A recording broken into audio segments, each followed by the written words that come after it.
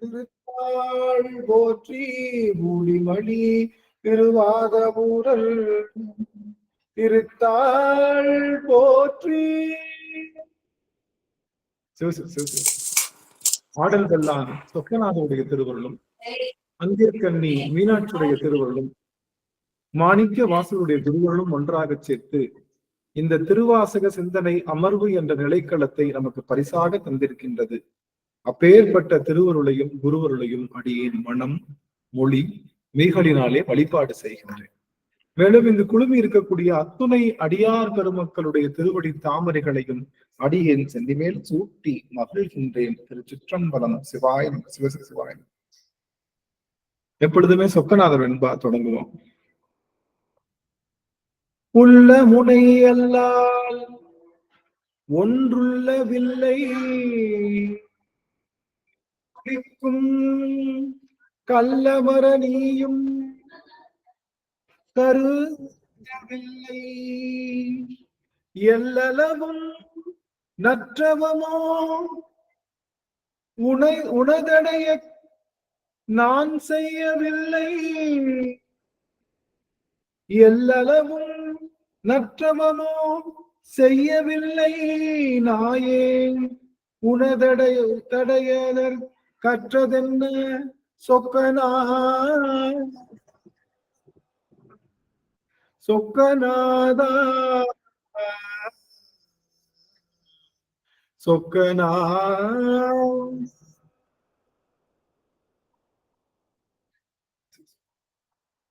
சொக்கநாதருடைய பெரும் கருணையினாலே நாம் தொடர்ந்து இந்த திருவாசகத்தை யாத்திரை பத்து என்ற அந்த பதிகத்தை சிந்தித்து வருகின்றோம்.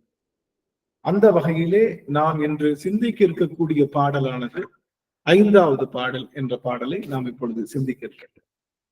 இந்த யாத்திரை பத்து அப்படிங்கிற இந்த பாடல் நமக்கு தருகின்ற பெரும் செய்தி என்ன அப்படின்னு பார்த்தோம்னா, இந்த யாத்திரை பத்து நமக்கு தருகின்ற பெரும் செய்தி என்பது அனுபவாதீதம் உரைத்தல். அதுதான் இந்த யாத்திரை பத்தி நமக்கு தருகின்ற மிகப்பெரிய செய்தி. அனுபவம் அதீதமாக நின்று உரைத்தல் அல்லது உரை செய்தல். உரைத்தல் அப்படின்னா சொல்லுதல் அப்படிங்கிறத விட சொன்னபடி நிற்றல் அப்படிங்கிறத போன அமர்வுல கொஞ்சம் நாம உறுதி செய்தோம். ஆக ஒவ்வொரு அமர்வுலையும் இந்த அனுபவத்தினுடைய பல பல வடிவங்களை நம்ம சொல்லிட்டு தான் உள்ளேயே போறோம். ஏன்னா அந்த யாத்திரை பத்து எதற்காக உள்ளது அப்படின்னு பாத்தீங்கன்னா, யாத்திரை பத்து என்பது நமக்கு தருகின்ற பெரும் செய்தி என்ன அப்படின்னா, அது முழுக்க முழுக்க அனுபவத்தினுடைய அந்த வாயிலை திறப்பது. நமக்கு அனுபவம் என்று சொல்லுகின்ற அந்த அனுபவங்களை எல்லாம் எந்த அனுபவத்தை பெருக்க வேண்டும், எந்த அனுபவத்தை நாம் உயர்த்த வேண்டும் என்ற பெரும் செய்தியை சொல்லித் தருவது இந்த யாத்திரை. இந்த அனுபவத்தில் அனுபவம் சொல்றோம் அப்படின்னா என்ன அப்படின்னா, அணு என்றால் தொடர்ந்து, பவம் என்றால் கடல். அப்படி கேள்விப்பட்டீங்களா? பவம் என்றால் கடல் என்றால் தொடர்ந்து. அனுகூலம் அப்படின்னா தொடர்ந்து கூடுகின்ற கூலம் அனுகூலம். அனுபோகம், அனுசாரம் அப்படியெல்லாம் பல விதத்துல உண்டு. அணு அப்படின்னா தொடர்ந்துன்னு அர்த்தம். தொடர்ந்து பவம் என்ற கடல் வருவது போல இந்த 2 கடல் உண்டு நமக்கு. ஒண்ணு இந்த உப்பு நீர் நிறைந்த கடல், இன்னொன்னு அமிர்தம் நிறைந்த அமுத கடல். ரெண்டு கடல் உண்டு நமக்கு. இந்த உப்பு நீர் நிறைந்த கடல் என்பது என்ன அப்படின்னு பாத்தீங்கன்னா, அது இந்த வாழ்வு, சம்சாரம், இந்த பொருள் என்ற இந்த பொருள் கடல். இந்த அமுதம் என்ற கடல் என்பது அருள் கடல். அப்ப 2 கடல் இருக்கு. இந்த ஆன்மா ஏதோ கடல்ல முங்கிதான் இருக்கும். ஒண்ணு உப்பு கடல்ல முங்கி இருக்கும், இல்லைன்னா அமுத கடல்ல முங்கி இருக்கும். உப்பு கடல்ல முங்குனா அமுத கடல்ல முங்க முடியாது, அமுத கடல்ல முங்குனா உப்பு கடல்ல முங்க முடியாது. ஆக இந்த பவம், அனுபவம் என்பது உப்பு கடலுடைய பவம்னா ஏற்கனவே என்ன சொன்னோம்? பவம்னா கடல்னு சொன்னோம். அணு என்றால் தொடர்ந்து வருகின்ற கடல் என்ன கடலா இருக்கும்? ஒண்ணு உப்பு கடலா இருக்கலாம், இல்ல தொடர்ந்து வருகின்ற கடல் ஒண்ணு அமுத கடலா இருக்கலாம். அது எது நம்மளுடைய சாய்ஸ் அப்படின்னு நம்ம என்ன பண்ணிக்கலாம், முடிவு பண்ணிக்கலாம். ஆக அனுபவம் என்பது உலக அனுபவத்திலிருந்து நீங்க இறை அனுபவத்திற்கு பயணிக்கின்ற அந்த நிலைப்பாடுதான் இந்த யாத்திரை பத்து. உலக அனுபவத்துல ஒரு பெருசா உப்பு கடல்ல என்ன கிடைச்சிட போகுது? உப்பு கடல்ல கிடைக்கிறத விட அமுத கடல்ல மூழ்குவதுதான் ரொம்ப முக்கியம். ஆக அந்த அனுபவத்தை நாம் பெருக்கிக் கொள்ள வேண்டும். எந்த அனுபவத்தை பெருக்கிக் கொள்ளணும் அப்படின்னு பார்த்தா நம்மளுடைய சிவ அனுபவத்தை நாம் பெருக்கிக் கொள்ளணும். சிவ அனுபவத்தை நான் எப்படி பெருக்கிக் கொள்வது? சிவ அனுபவத்தை நான் எப்படி சிவ அனுபவத்தை நான் எப்படி பெருக்கிறது அப்படின்னா, இப்ப உலகவியல்ல நம்ம அனுபவத்தை நம்ம எப்படி பெருக்கி இருக்கோம்? உலகவியல் அனுபவத்தை எப்படி பெருக்கிறோம்? ஒரு அனுபவம் கிடைக்கணும், என்ன பண்ணணும்? ஒரு நல்ல அனுபவம் கிடைக்கணும். நீங்க எல்லாம் பெரியவங்க இல்லைங்க, சொல்லுங்க. நல்ல அனுபவம் கிடைக்கணும், என்ன பண்ணுவீங்க? ஒரு அனுபவம். சரி, ஒண்ணும் புரியல, ஏதாவது க்ளூ கொடுக்குற மாதிரி சொல்லு. ஜென்ரலா மொட்டையா சொன்னா எத்தனையோ அனுபவம் இருக்கு.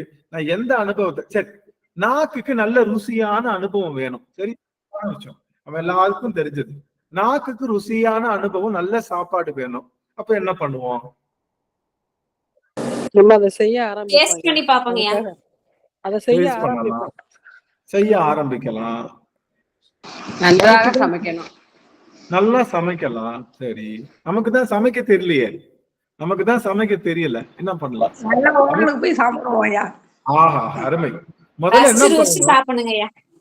ரசிச்சு ருச்சி சாப்பிடணும். முதல்ல என்ன பண்ணணும்? எந்த இடத்துல எந்த ஹோட்டல்ல நல்ல சாப்பாடு கிடைக்கும்னு ஐடென்டிஃபை பண்ணணும். கரெக்டா? நாக்குக்கு ஒரு அனுபவம் தேவைன்னா எந்த ஹோட்டல்ல நல்ல சாப்பாடு கிடைக்கும்னு அனுபவம் வேணும். சில ஹோட்டலுக்கு போனீங்கன்னு வச்சுங்களேன், நம்ம வீட்டு சாப்பாடே ரொம்ப தேவையா இருக்கும். நீங்க பாத்துறீங்களா? சில ஹோட்டலுக்கு போனீங்களா? ஆகா இந்த சாப்பாடு சாப்பிடுறதுக்கு நாங்க ஒரு நாள் போயிருந்தோம் ஒரு ஹோட்டலுக்கு. போயிட்டு ஆர்டர் பண்ணி சாப்பிட்டா பில்லு பாத்தீங்கன்னா எக்கு தப்பா வந்தது. எங்க வீட்டம்மா அப்படியே பார்த்தாங்க, ஏன் இந்த சாப்பாடு சாப்பிடுறதுக்கு நம்ம வீட்டுல இதை விட நல்லா செஞ்சு தருவேன். அப்ப நான் ஒத்துக்கிட்டேன், ஆமாம்மா நல்லாதான் சொன்னேன். ஆக முதல்ல நல்ல உணவு தருகின்ற உணவு, நாக்குக்கு ஒரு நல்ல அனுபவம் வேணும்னா நல்ல உணவு தருகின்ற உணவு கடையை நம்ம தேர்ந்தெடுக்கணும். தேர்ந்தெடுத்து போகணும். போய் என்ன பண்ணணும்? அங்க அதுக்காக டைம் ஸ்பெண்ட் பண்ணணும், அதுக்காக பொருள் செலவழிக்கணும். செலவழிச்சதுக்கு அப்புறம் நமக்கு அந்த நம்ம இலையில என்ன வரும்? அந்த உணவு வரும். அந்த உணவை ருசிச்சு ரசிச்சு நம்ம எந்த வித பதட்டமும் இல்லாம சாப்பிடணும். இப்படி செஞ்சாதான் நாக்குக்கே ஒரு அனுபவம் கிடைக்கும். ஆமாவா இல்லையா? இந்த நாக்குக்கு அனுபவம் கிடைக்கணும்னா முதல்ல எங்க நல்ல சாப்பாடு கிடைக்கும்னு ஐடென்டிஃபை பண்ணி அங்க போய் டைம் ஸ்பெண்ட் பண்ணி அங்க போய் பொருள் ஸ்பெண்ட் பண்ணி அதுக்கப்புறம் அங்க வைக்கிற சாப்பாடை எந்த வித யோசனையும் இல்லாம நம்ம எடுத்து சாப்பிடணும். சில சமயம் ஹோட்டலுக்கு போயிடுவோம். நல்ல ஹோட்டல், நல்லா உட்காந்தாச்சு, ஆர்டர் பண்ண ஐட்டம்ஸ் எல்லாம் வந்துருச்சு. அதை எடுத்து வாயில வைக்கிறப்போ ஒரு கால் வருது ஆபீஸ்ல இருந்து. முக்கியமா நீங்க இப்ப வந்தே ஆகணும், இன்னும் 10 நிமிஷத்துல ஒரு பிரச்சனை இருக்கு, அதை சால்வ் பண்ணணும்னு சொன்னா இப்ப என்ன ஆகும்? அந்த நாக்குக்கு அனுபவம் கிடைக்குமா? வேகமா சாப்பிடுவோம்ல, அது என்ன சாப்பிட்டோன்னே தெரியாது, நாக்குக்கு அனுபவம் கிடைக்காது. ஆக நம்ம நிதானிக்கணும். அப்போ என்ன முதல்ல தேடுதல் இருக்கணும். எங்க? அந்த ஹோட்டல் தேடுதல், எங்க நல்ல ஹோட்டல் நல்ல உணவு கிடைக்கும்னு தேடுதல். அதுக்கடுத்து அந்த உணவு இடத்துல போய் நம்ம டைம் ஸ்பெண்ட் பண்ணணும். அப்புறம் பொருளை ஸ்பெண்ட் பண்ணணும். அப்புறம் அந்த உணவு எடுத்து வச்சுட்டாங்கன்னா எந்த வித யோசனையும் இல்லாம நிறுத்தி நிதானமா சாப்பிடணும். ஒரு நாக்கு அனுபவம் பெறுவதற்கே நாம முதல்ல சூஸ் பண்ணணும். அது போல இறை அனுபவம் நம்ம ஆன்மாவுக்கு கிடைக்கணும் அப்படின்னா முதல்ல என்ன பண்ணணும் அப்படின்னா, யார் எந்த கடவுளர் நமக்கு பெஸ்டான பெஸ்டான அருள் உணர்வு தருவாருன்னு நம்ம சூஸ் பண்ணணும். எந்த கடவுளர் பெஸ்டான அருள் உணர்வு தருவாரு அப்படின்னு பார்த்தா நம்ம சிவபெருமான் ஒருவன் தவிர மற்ற யாரும் பெஸ்டான அருள் உணர்வு தருவதற்கு இல்லை. யார் சொன்னா? இது நீ சொன்னா நாங்க கேட்டுக்கலாமான்னா யார் சொல்லியிருக்கா? திருமூலர் சொல்லியிருக்காரு, சிவனோடு ஒக்கும் தெய்வம் தேடினும் இல்லை, அவனோடு ஒப்பார் இங்கு யாவரும் இல்லை அப்படின்னு. முதல்ல சிவம் அப்படிங்கிற ஒரு பொருளை டிக் பண்ணும். நிறைய நமக்குதான் அருள் உணர்வு தர்றதுக்கு நிறைய சாமி இருக்கே. என்ன சாமி? நிறைய சாமி இருக்கு. திருமால் இருக்காரு, பிரம்மன் இருக்காரு, அப்புறம் சாய்பாபா இருக்காரு, அப்புறம் நிறைய பேர் இருக்காங்க இல்லையா? அது மாதிரி நிறைய பேர் இருந்தாலும் அதுல யாரு முக்கியமான அருள் உணர்வை தர்றவங்க அப்படின்னு பார்த்தோம்னா அதை முதல்ல டிக் பண்ணணும். அடுத்து அந்த இடத்துல போய் நம்ம என்ன பண்ணணும்? ஸ்பெண்ட் பண்ணணும். அப்ப சிவத்தை பெருக்குகின்ற இடம் இது அடியார் திருக்கூட்டம். அப்ப அடியார் திருக்கூட்டம் நம்ம ஸ்பெண்ட் பண்ணணும். அதுக்கப்புறம் இங்க பொருள் ஸ்பெண்ட் பண்ண தேவையில்லை, நம்மளுடைய மனதை தான் இங்க ஸ்பெண்ட் பண்ணணும். ஆக நம்ம மனதை நம்ம இங்க கொடுக்கணும். அடுத்தபடியா இந்த அருள் செய்திகள் வர்றப்போ வேற கவனச்சிதறல் இல்லாம அந்த பொருளை வாங்கி அனுபவிக்கணும். அப்படி அனுபவிக்கும் போது நம்மளுடைய ஆன்மாவில சிவம் என்ற அருள் உணர்வு அனுபவமாக விளை. எப்படி நாக்குல நல்ல சாப்பாடு. அதனாலதான் திருவாசக சிந்தனையில எல்லாருமே அதை பருகிறதுக்கு இங்க எல்லாரும் அந்தந்த நேரத்துல கரெக்டா ஆஜராயிடுறோம். எந்த இடம் எங்க இருந்தாலும் தவறிடுறோமேன்னு வருத்தப்படுறோம் சில சமயம், கிளாஸ் தவறிடுதேன்னு. அது எல்லாமே ஒரு சேர கிடைக்கிறது எங்களுக்கு. செவிக்கும் சரி, மனசுக்கும் சரி, உணர்வுக்கும் சரி. நம்ம கேட்கிற திறனை பொறுத்து எப்படி எப்படி எல்லாம் எடுத்துக்கலாம் அப்படிங்கிற ஒரு விஷயத்த இங்க நாங்க தேடுதல், எல்லா வேலையும் இங்க நடந்துட்டு இருக்குது. உங்க திருவடி வணங்கிக்கிறேங்க ஐயா. நன்றி நன்றி. சரளாசினி அம்மா ரொம்ப அருமையா சொன்னாங்க.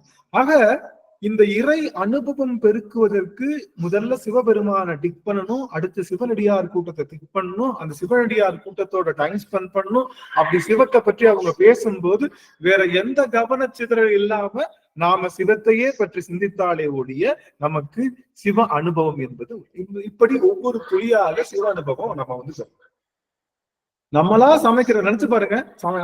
அம்மா எல்லா தாய்மார்களுக்குமே தெரியும், நாம சமைக்கிறத விட நம்மள உட்கார வச்சு நல்ல சமையல் செஞ்சு போட்டா அதுல கிடைக்கிற சாப்பாடு அதுல கிடைக்கிற சந்தோஷம் இருக்கு. அது போல நாம் சிவத்தை வழிபாடு செய்வதை விட சிவனுடைய அருள் பெற்ற அடியவர்களிடம் சென்று சிவம் பெருக்குவது என்பது சாலச் சிறந்தது. இன்னும் எனக்கும் தான் எனக்கு சிவனை வழிபாடு செய்ய தெரியுமே, எனக்கு சிவனை வழிபாடு செய்ய தெரியுமே, நான் ஏன் போய் இது பண்ணணும்னா, என்னதான் பெரிய சமயக்காரரா இருந்தாலும், என்னதான் நலபாகம் தெரிஞ்சவரா இருந்தாலும், அவரை உட்கார வச்சு சாப்பாடு போடுறப்போ அதுல நம்ம எந்த வேலையும் செய்யாம உட்கார்ந்து சாப்பிடுறதுல கிடைக்கிற அனுபவம் வேற. அது போல நாம சிவபக்தி செய்வதை விட சிவபக்தியிலே ஊறி திளைத்தவர்களிடத்தே சென்று அந்த சிவத்தை பெறுவது என்பது இன்னும் சால சிறந்தது. ஆக சிவத்தை எப்படி பெருக்குவது, சிவ அனுபவத்தை எப்படி பெருக்குவது அப்படிங்கிற ஒரு விஷயத்த நாம தெரிஞ்சுக்கிட்டோம். இப்போ ஒரு முக்கியமான செய்தி பேச போறோம். அதனால எனக்கு தேவையான அந்த ஒரு என்னுடைய கூலி ஒண்ணு இருக்கு. என்னுடைய கூலி அப்படின்னா என்னன்னா,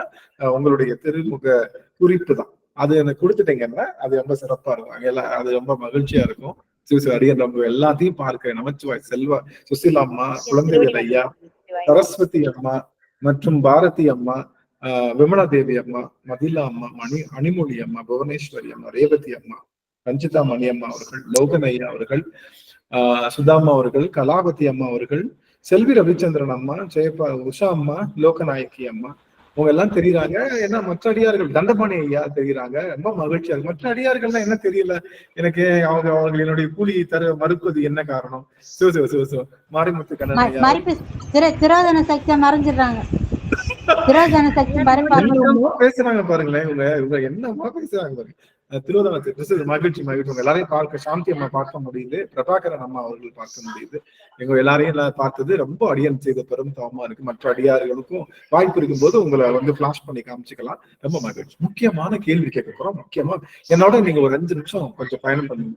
5 நிமிஷம் பயணம், ஒரே ஒரு நிமிஷம். நீங்க ரொம்ப டிஸ்டர்பன்ஸ் வெளியில இருக்கிறீங்க.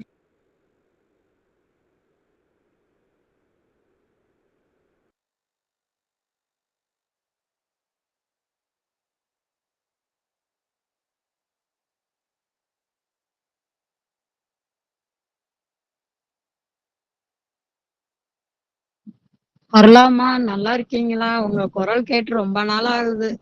வரலாமா? கிளாஸ் நடக்கல, ரொம்ப நாள் ஆகுது உங்க குரல் எல்லாம் கேட்டு. சிவாய நமம்மா.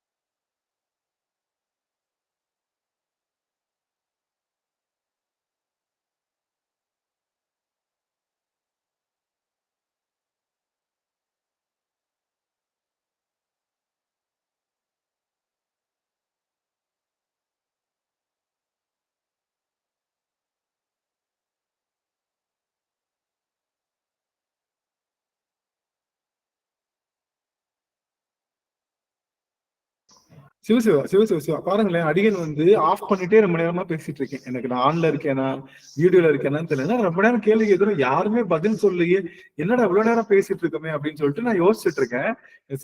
நான் ஒரு கேப்ல போயிட்டு அடியாருக்குள்ள எங்கேயோ கேப்ல போயிட்டு விட்டாங்க போல. சரி, எல்லாரும் ஆன் பண்ணிக்கோங்க, எல்லாரும் ஆன் பண்ணி லைன்லயே இருங்க, உங்க முகத்தை காமிச்சிட்டே இருங்க. அது ரொம்ப அடியன் வந்து ஒரு 5 நிமிடம் மட்டும், அதுக்கு மேல கண்டிப்பா நம்ம கூப்பிட மாட்டோம், இடையில கூப்பிடும். இப்போ கேட்கிற கேள்வி நம்ம எல்லாருக்கும் தெரிஞ்ச கேள்வி என்ன அப்படின்னா, ஆன்மீகம் என்றால் என்ன? அவ்வளவுதான். நீங்க அதைத்தான், அதுக்குதான் ஆன்சர் பண்ண போறீங்க. ஆனா நீங்க பண்ணக்கூடிய ஆன்சரை கண்டிப்பா நான் அக்செப்ட் பண்ணி அதுக்கு நான் பதில் சொல்ல போறேன். நான் புதுசா தான் ஒண்ணு சொல்ல போறேன். அதனால நீங்க ஆன்மீகத்தை பற்றி உங்களுடைய கூற்று என்ன அப்படிங்கறத சொல்லி என் கூட 5 நிமிடம் மட்டும் எல்லாரும் சேர்ந்துருங்க. அது இந்த அனுபவம் தான் முக்கியம். எல்லாரும் சொல்லலாம், ஆன்மீகம் என்றால் நீங்க என்ன நினைச்சிருக்கீங்க? ஆன்மீகத்தை பத்தி பேசலாம். இறைவனிடம் சரணாகதி அடைய. அருமை. தண்டபாணி ஐயா. மனதை ஒருமுகப்படுத்தி இறை சிந்தனையோடு இருத்தல். மனையை ஒருமுகப்படுத்தி இறை சிந்தனையோடு இருத்தல். அருமை அருமை. அடுத்து என்ன? அவ்வளவுதானா? இறைவனை பற்றி தெரிந்து கொள்வது ஐயா. இறைவனை பற்றி அறிந்து கொள்வது. இறைவனை பற்றி தெரிந்து கொள்வது.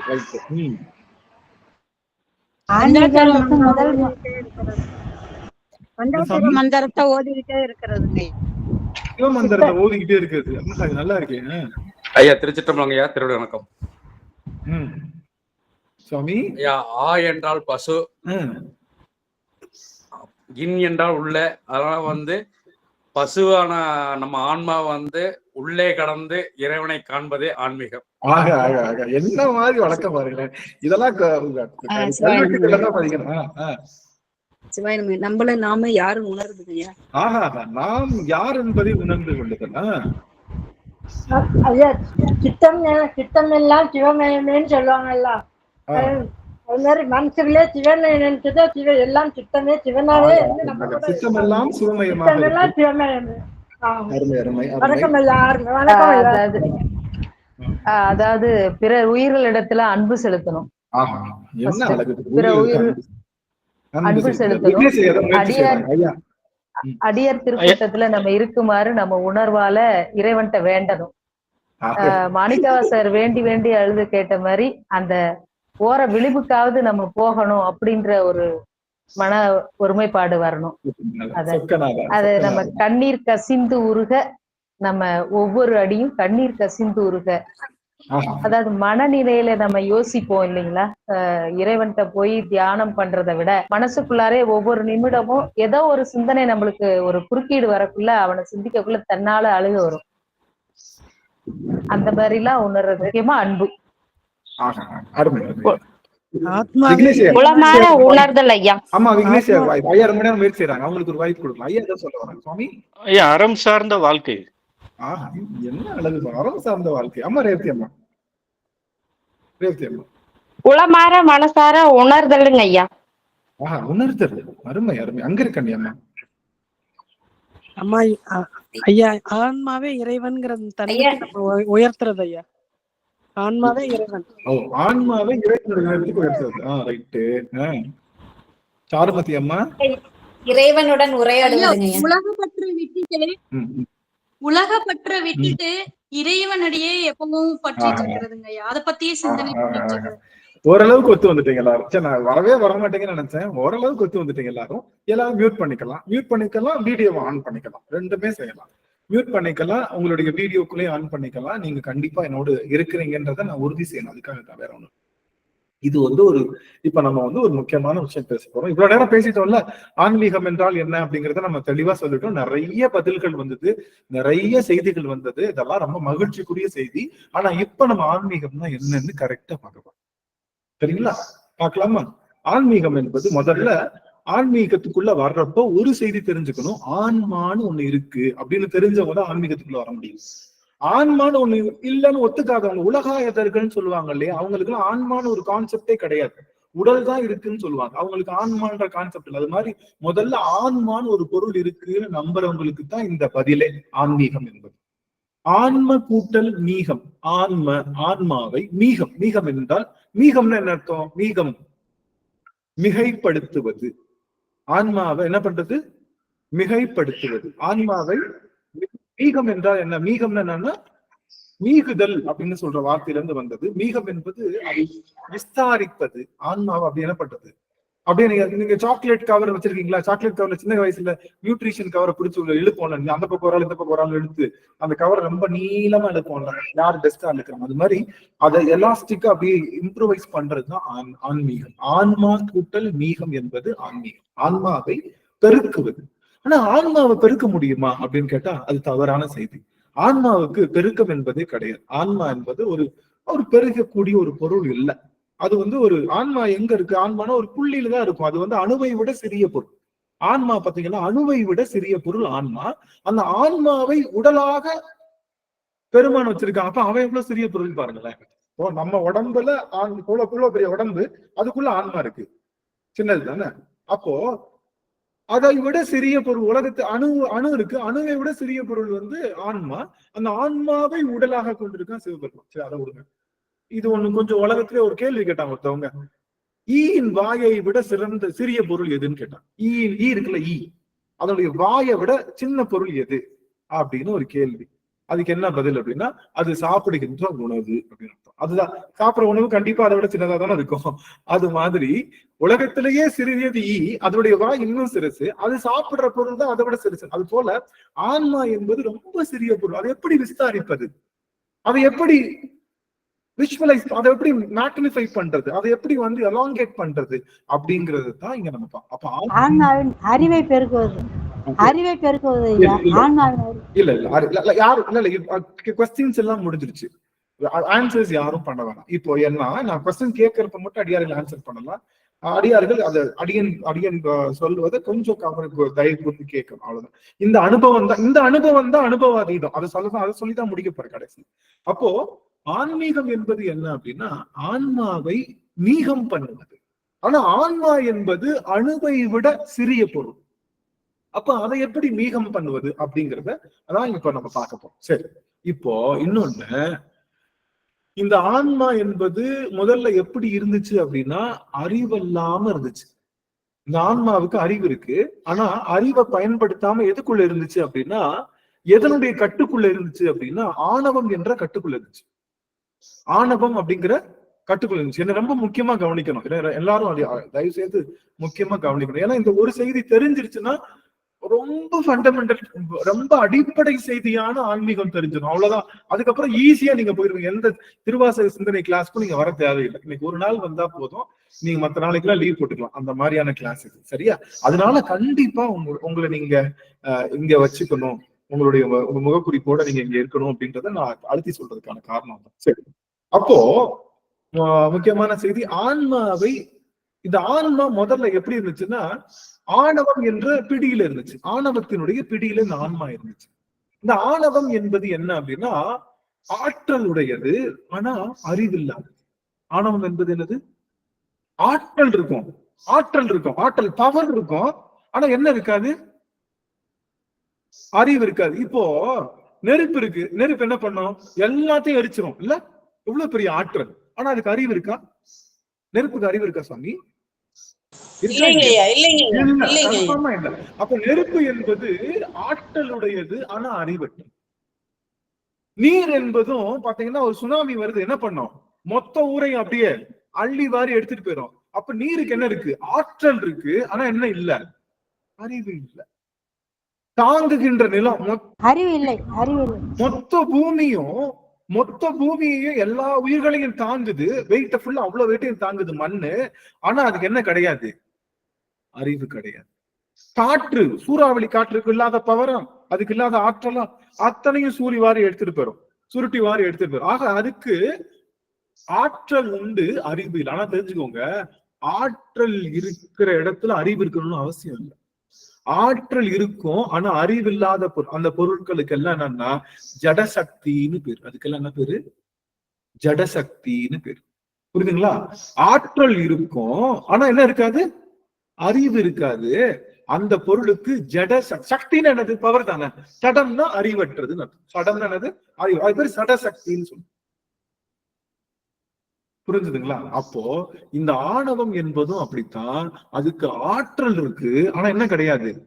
அறிவு கிடையாது. அது என்ன ஆற்றல் உடையது அப்படின்னா எல்லாத்தையும் மறைக்கிற ஆற்றல் உண்டு.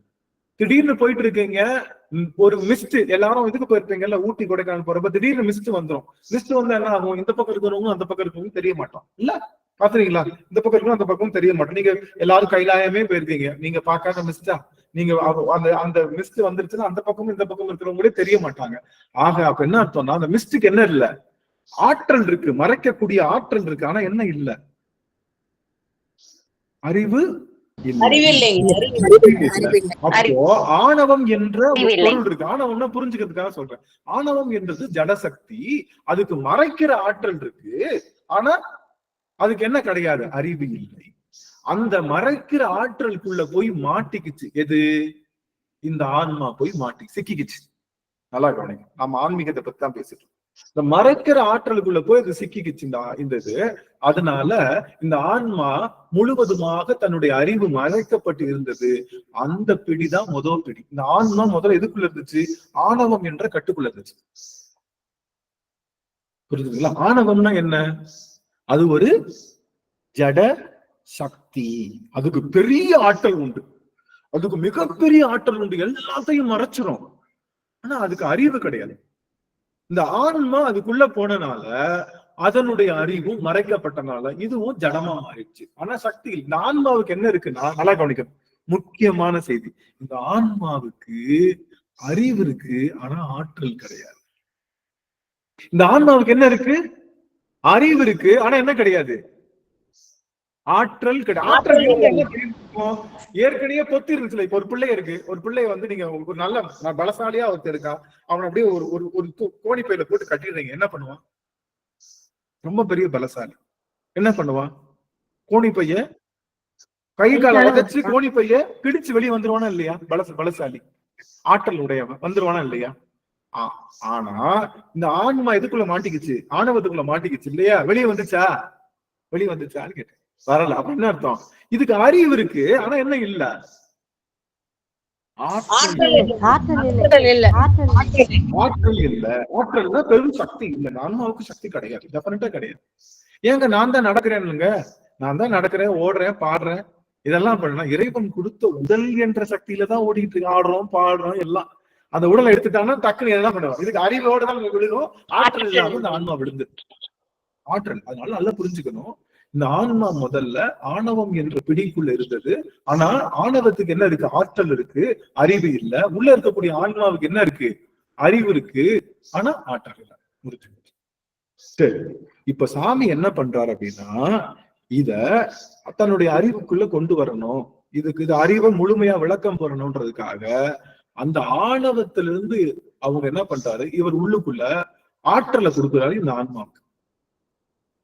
ஆன்மாவுக்கு என்ன கொடுக்கிறாரு, ஆற்றலை கொடுக்கிறாரு. எதன் மூலமாக கொடுக்கிறாரு, உடல் என்ற ஒரு பொருள் மூலமாக ஆற்றலை கொடுக்கிறார்.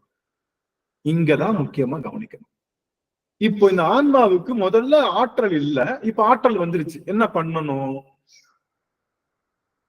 முதல்ல உள்ள போட்டோம்ல, ஒருத்தன் உள்ள போட்டு கோணியில கட்டணும்ல, உள்ள போட்டு ஒருத்தனை கோணியில கட்டணும்ல, அவனுக்கு முதல்ல ஆற்றல் இல்ல, அதனால என்ன பண்ணா, கிழிக்க முடியாம அப்படியே உட்கார்ந்து இருந்தான். இப்ப அவனுக்கு ஆற்றல் கொடுத்துட்டோம், என்ன பண்ணுவான், கைய கால உதறி அந்த கோணி பையில இருந்து குத்தி கிழிச்சு வெளியே வரணுமா இல்லையா? அப்படி வெளியே வர்றதுக்கு தான் சுவாமி உடல் என்ற பொருளை கொடுத்தார். இப்போ இந்த ஆன்மா முதல்ல எதுக்குள்ள மாட்டிக்கிச்சு, ஆணவத்துக்குள்ள மாட்டோம்னு என்ன நினைச்சது, ஆணவம் தான் நம்ம அறிவு அப்படின்னு நினைச்சுக்கிச்சு. நல்லா கவனிக்கணும், முக்கியமான செய்திக்குள்ள வரலாம். எந்த இடத்துல நீங்க இது போன்ற செய்திகளை நீங்க கேட்க முடியாது சாமி, அதனால கொஞ்சம் தயவு கூர்ந்து கேளுங்க. முக்கியமான முதல்ல இந்த ஆன்மா ஆணவத்துக்குள்ள மாட்டிக்கிட்டு அதுதான் தன்னுடைய அறிவுன்னு நினைச்சுக்கிச்சு. இப்ப ஆணவத்துக்குள்ள மாட்டிக்கிச்சு. இப்போ இந்த ஆன்மாவுக்கு உடலை கொடுத்தாரு சாமி. இப்ப எதுக்குள்ள மாட்டிக்கிச்சு, உடம்புக்குள்ள மாட்டிக்கிச்சு.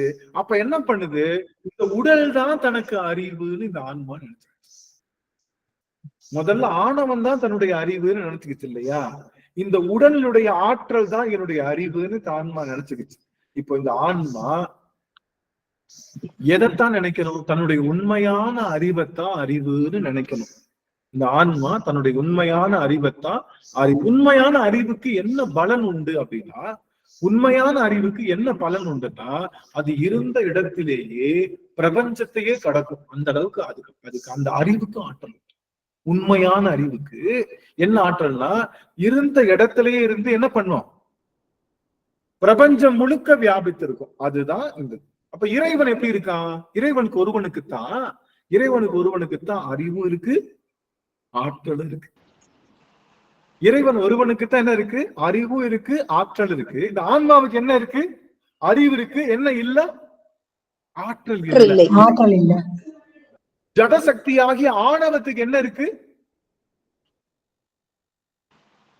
ஆற்றல் இருக்கு, என்ன இல்ல? அறிவில்லை. இது புரிஞ்சுட்டீங்கல்ல? முடிஞ்சது கதை. இன்னும் 2 நிமிஷம் நம்ம முடிச்சிருக்கோம். ஆற்றல் இருக்கு, அறிவில்லை. ஆமா. இப்ப இந்த ஆன்மா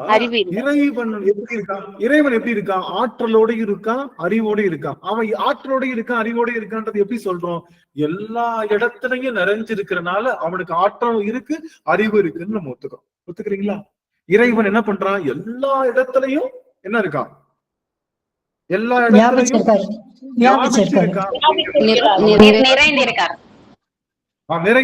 நிறைந்திருப்பதனால அவர் இறைவன் சொல்றோம். முக்கியமான செய்திக்கு வந்துட்டோம். இப்பதான் ஆன்மீகத்துக்குள்ள வந்துட்டோம். இப்போ இறைவனை போல நல்லா கவனிக்கணும், முக்கியமான செய்தி. இப்போ இறைவனை போல இந்த ஆன்மாவும் மாறுவதுதான் ஆன்மீகம். அதுதான் இந்த ஆன்மாவானது இறைவன் எப்படி எல்லா இடத்துலயும் இறைஞ்சு ஃபுல்லி எக்ஸ்பேண்டடா இருக்கானோ அது மாதிரி நம்ம ஆன்மாவும் ஃபுல்லி எக்ஸ்பேண்டடா இருக்கிறதுக்காக வைக்கப்பட்ட ஒரு இடம் தான் ஆன்மீகம். அப்போ இப்ப இப்படி சொல்லலாமா? எல்லாம் கவனிச்சுக்கோங்க. முதல்ல இந்த ஆன்மான்ற காத்து எதுக்குள்ள இருந்துச்சு அப்படின்னா ஒரு தார் பெட்டிக்குள்ள இருந்துச்சு. நல்லா கவனிங்க. தார் பெட்டிக்குள்ள இருந்துச்சு, அதனால வெளியில வர முடியல. தாரை ஓட்ட போட்ட உடனே ஆன்மா அப்படியே வெளியே வந்தது. என்ன பண்ணிட்டோம்? அப்படியே ஒரு பெரிய பலூன்குள்ள அந்த காத்த உள்ள வச்சிட்டோம். இப்ப காத்துல இது இருக்கு ஆன்மா. காத்து பலூன்குள்ள இந்த ஆன்மா இருக்கு. நல்லா கவனிங்க. பலூன்குள்ள இந்த ஆன்மா இருக்கு. இப்ப இந்த ஆன்மாவினுடைய ஆற்றல் எதுக்குள்ளதான் இருக்கு? பலூன் உள்ளதான். ஆன்மாவுடைய ஆற்றல் முழுவதுமாக வரணும் அப்படின்னா என்ன பண்ணணும்? பலூனுக்குள்ள உள்ள காத்து முழுவதுமா பிரபஞ்சத்தை வியாபிக்கணும். என்ன பண்ணணும்?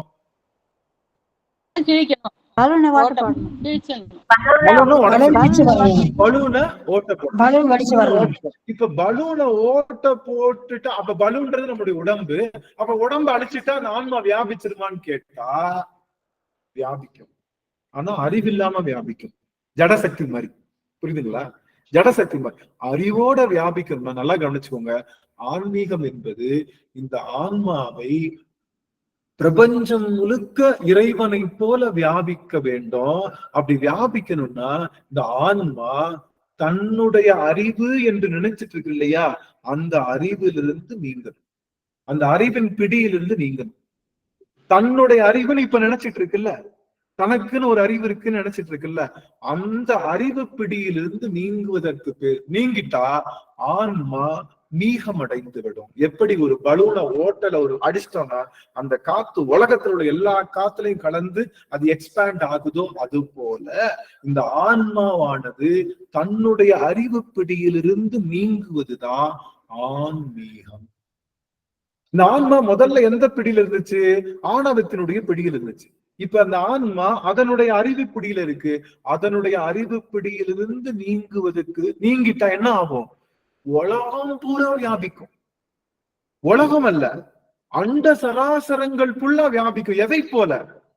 இறையை போல, சிவத்தை போல இந்த ஆன்மா உலகம் முழுவதும் வியாபிக்க வேண்டும் என்பதற்காக வைக்கப்பட்ட அடித்தளம்தான் இந்த ஆன்மீகம்.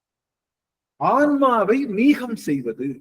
கூட்டுக்குள்ள இருந்தது இந்த ஆன்மா. முதல்ல ஆணவ கூட்டுக்குள்ள இருந்துச்சு, இப்ப தான் கூட்டுக்குள்ள வந்துருச்சு.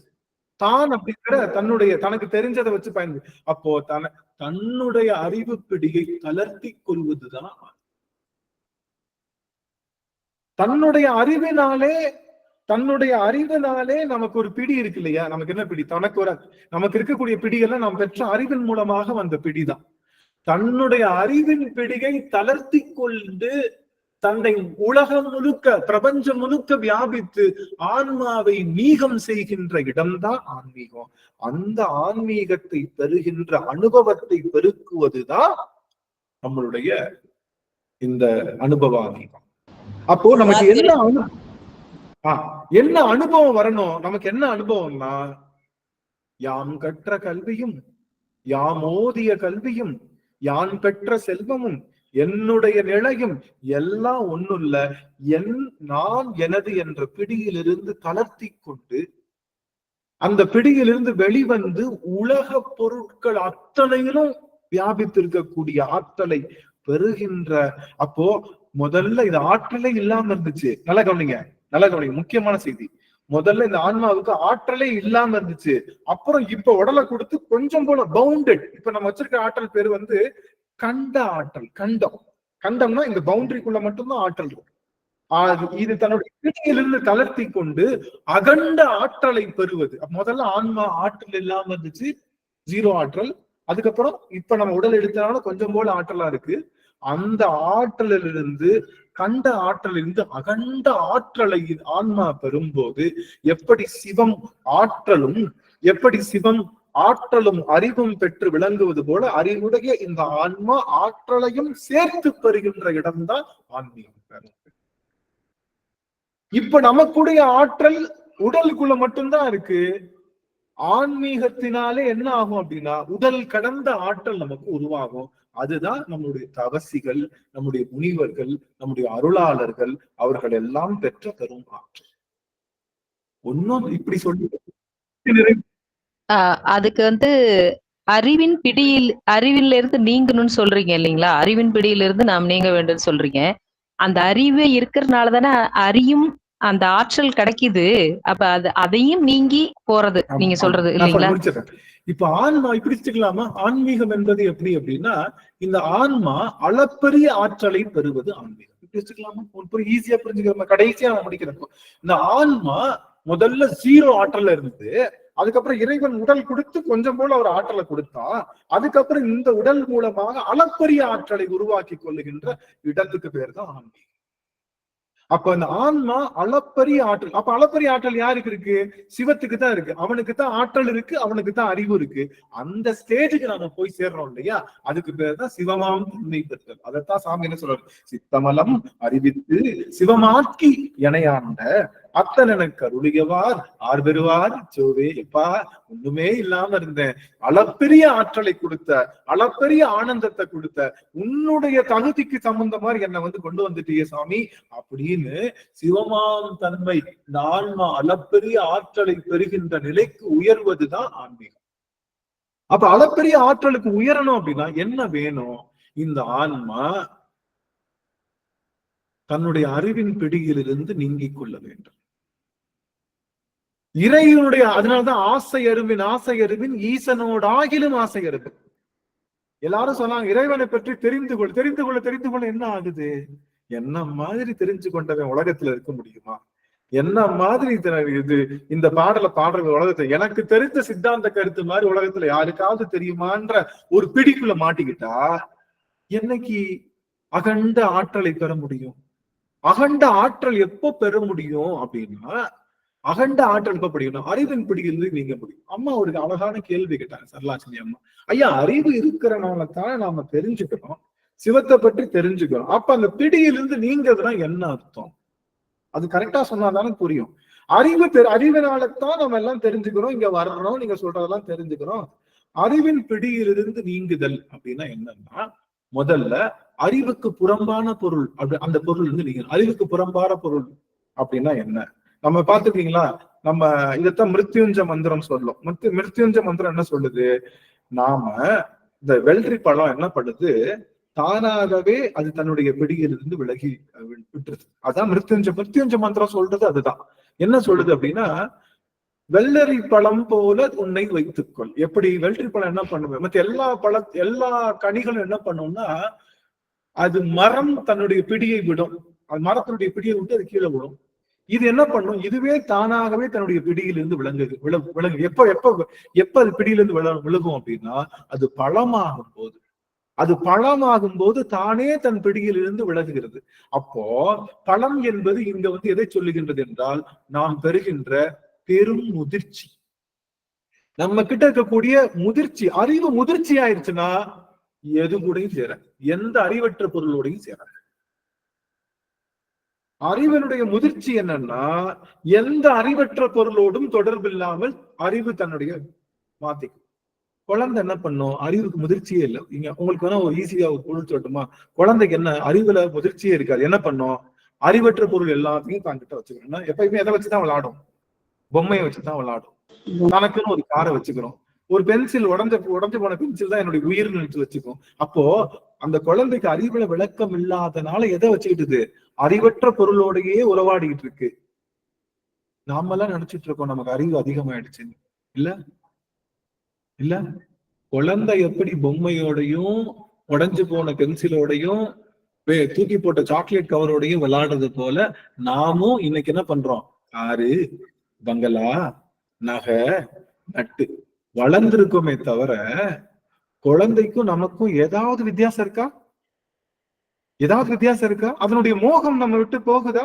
காரணம் அறிவுல முதிர்ச்சி ஏற்படல. அறிவுல முதிர்ச்சி ஏற்பட்டுச்சு என்ன ஆகும்? ஓடும் கவந்தியும் உறவென்றே உள்கசிந்து தேடும் பொருள் சிவன் கலலே என துணிந்து. அப்ப அறிவு முதிர்ச்சி ஆகுமா ஆகலையான்னா இந்த அறிவற்ற பொருள் மேல நமக்கு பற்றுதல் நீங்குவதுதான் அறிவின் பிடியிலிருந்து நாம பெற்ற அறிவின் பிடி. நமக்கு என்ன அறிவு இருக்கு? இது வச்சிருந்தாதான் இது வச்சிருந்தாதான் இது வச்சிருந்தாதான் நம்ம பெரிய ஆளு. இந்த மாதிரி ட்ரெஸ் போட்டாதான் நம்ம உலகத்துல மதிக்கப்படுவோம் அப்படின்னு நமக்குரிய அந்த அறிவு வச்சிருக்கோம் இல்லையா? அந்த அறிவின் பிடியிலிருந்து நீங்குவதுதான் அந்த அறிவின் பிடி. இறை என்ற அறிவின் பிடி. இறை என்பதுதான் அந்த பெரிய அறிவு. அதுதான் உண்மையான அறிவு. அந்த அறிவோடு சேருவது, அந்த அறிவோடு இனியது கேட்கும் தனிவெடுவேலோ இனிது இனிது ஏகாந்தம் இனிது அதனினும் இனிது ஆதியை தொழுதல் அதனினும் இனிது அறிவுள்ளோரை கனவிலும் நனவிலும் அதனினும் இனிது அறிவினர் சேர்தல் அதனினும் இனிது அறிவுள்ளோரை கனவிலும் நனவிலும் காண்பதுதானே இனிது. எது அப்படின்னா அறிவினர் சேர்தல், அறிவு பொருளோடு சேர்தல். எது அறிவு பொருள் சாமி? எது அறிவு பொருள் அப்படின்னா இறைவன் ஒருவன் தான். அதனாலதான் அவனுக்கு பேரு அரியோன்னு பேரு, அறிவோயின்னு பேரு, முழுதோன்னு பேரு. முழுது அவன் தான் முழு அறிவு, பூரண அறிவு. நாமெல்லாம் யாரு? பூரணமற்ற அறிவு. நாமெல்லாம் பூரணமற்ற முழுமையாகாத அறிவு. அதனாலதான் முழுமையாகாத அறிவு முழுமையான அறிவோடு சேர்ந்திருக்கணும்ன்றதை காட்டுறதுக்காகத்தான் சிவபெருமான் பிறை நிலாவை தன்னுடைய தலையில வச்சிருக்கான். முழுமையாகாத உன்னுடைய மதியை முழுமதியாக இருக்கின்ற என்னுடைய நீ சேர்க்கும் போதுதான் நீ முழுமை பெறுவாய் அப்படின்னு முழுமதியை தலையில வச்சு காட்டுறான். ஏன்? முழுமையாகாத அறிவெல்லாம் நாம. சந்திரன் தான் நம்ம, வேற ஒண்ணும் கிடையாது. நாமெல்லாம் சந்திரன், அறிவில்லாத சந்திரன்.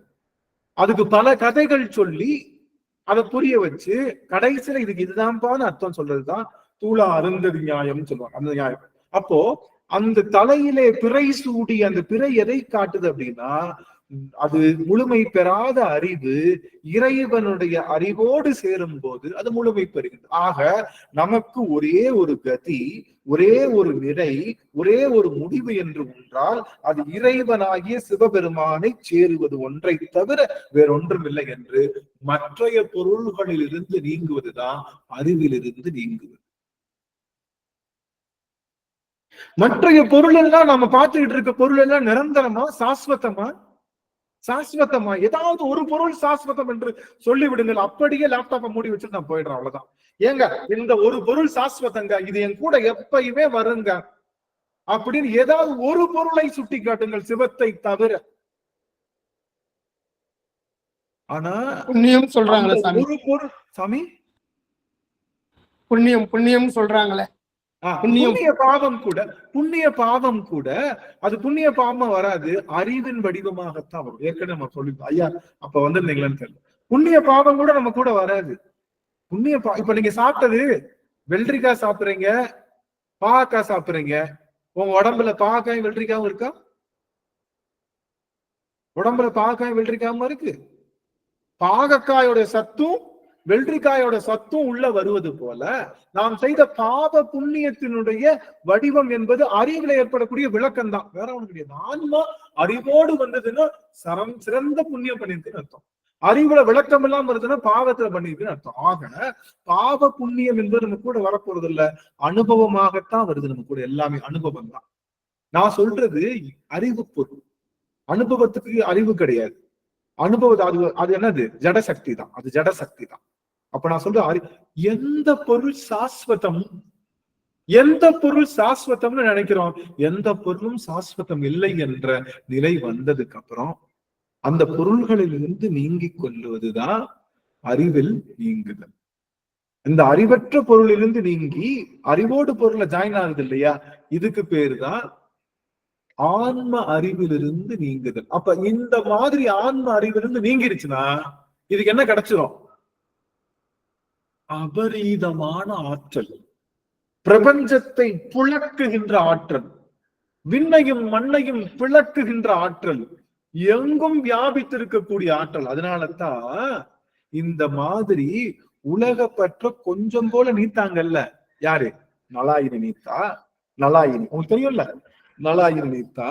அதுக்கப்புறம் கண்ணகி நீத்தா. நிறைய கற்பு மாதர்கள் நீத்தார்கள், நிறைய சிறந்த அருளாளர்கள் நீத்தார்கள், நிறைய சிறந்த முனிகள் நீத்தார்கள். இவங்கெல்லாம் நீத்தனாலதான் அவங்க சொன்ன சொல்லுக்கு பூமி அப்படியே கட்டுப்பட்டுச்சு, பூமி சூரியன் அப்படியே மறைஞ்சது, இந்த உலகம் அப்படியே ஸ்தன்னாகி நின்னுது. அவங்க சொன்ன வார்த்தைய அப்படியே ஏன்னா அவர்களுக்கு ஆன்மாவுல ஆற்றல் பிறந்தது. ஏன்? நிறைய வழக்கு. நீங்க வேணா வேணா வேணா வேணா நினைக்க நீங்க நினைச்சு பாருங்க, தண்ணி நல்லா கவனிங்க. மேல ஒரு டேங்க் இருக்கு, நான் டியூப் போட்டிருக்கேன். ஒரே ஒரு நிமிஷம் சாமி. மேல டேங்க் டியூப் போட்டிருக்கேன். இப்போ கால் வந்திருக்கு, அடியா இருக்கு. கொஞ்சம் நமச்சிவாய மந்திரம் சொல்லிட்டு இருக்கேன், நான் வந்துடுறேன். ஒரே ஒரு நிமிஷம்.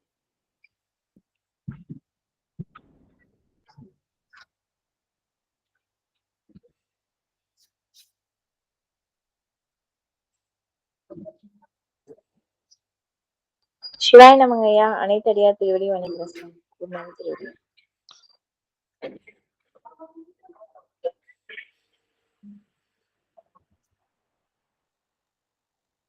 கேட்கலீங்க ஐயா. ஐயா வெளியில போயிருக்காரு, வருவாருங்க.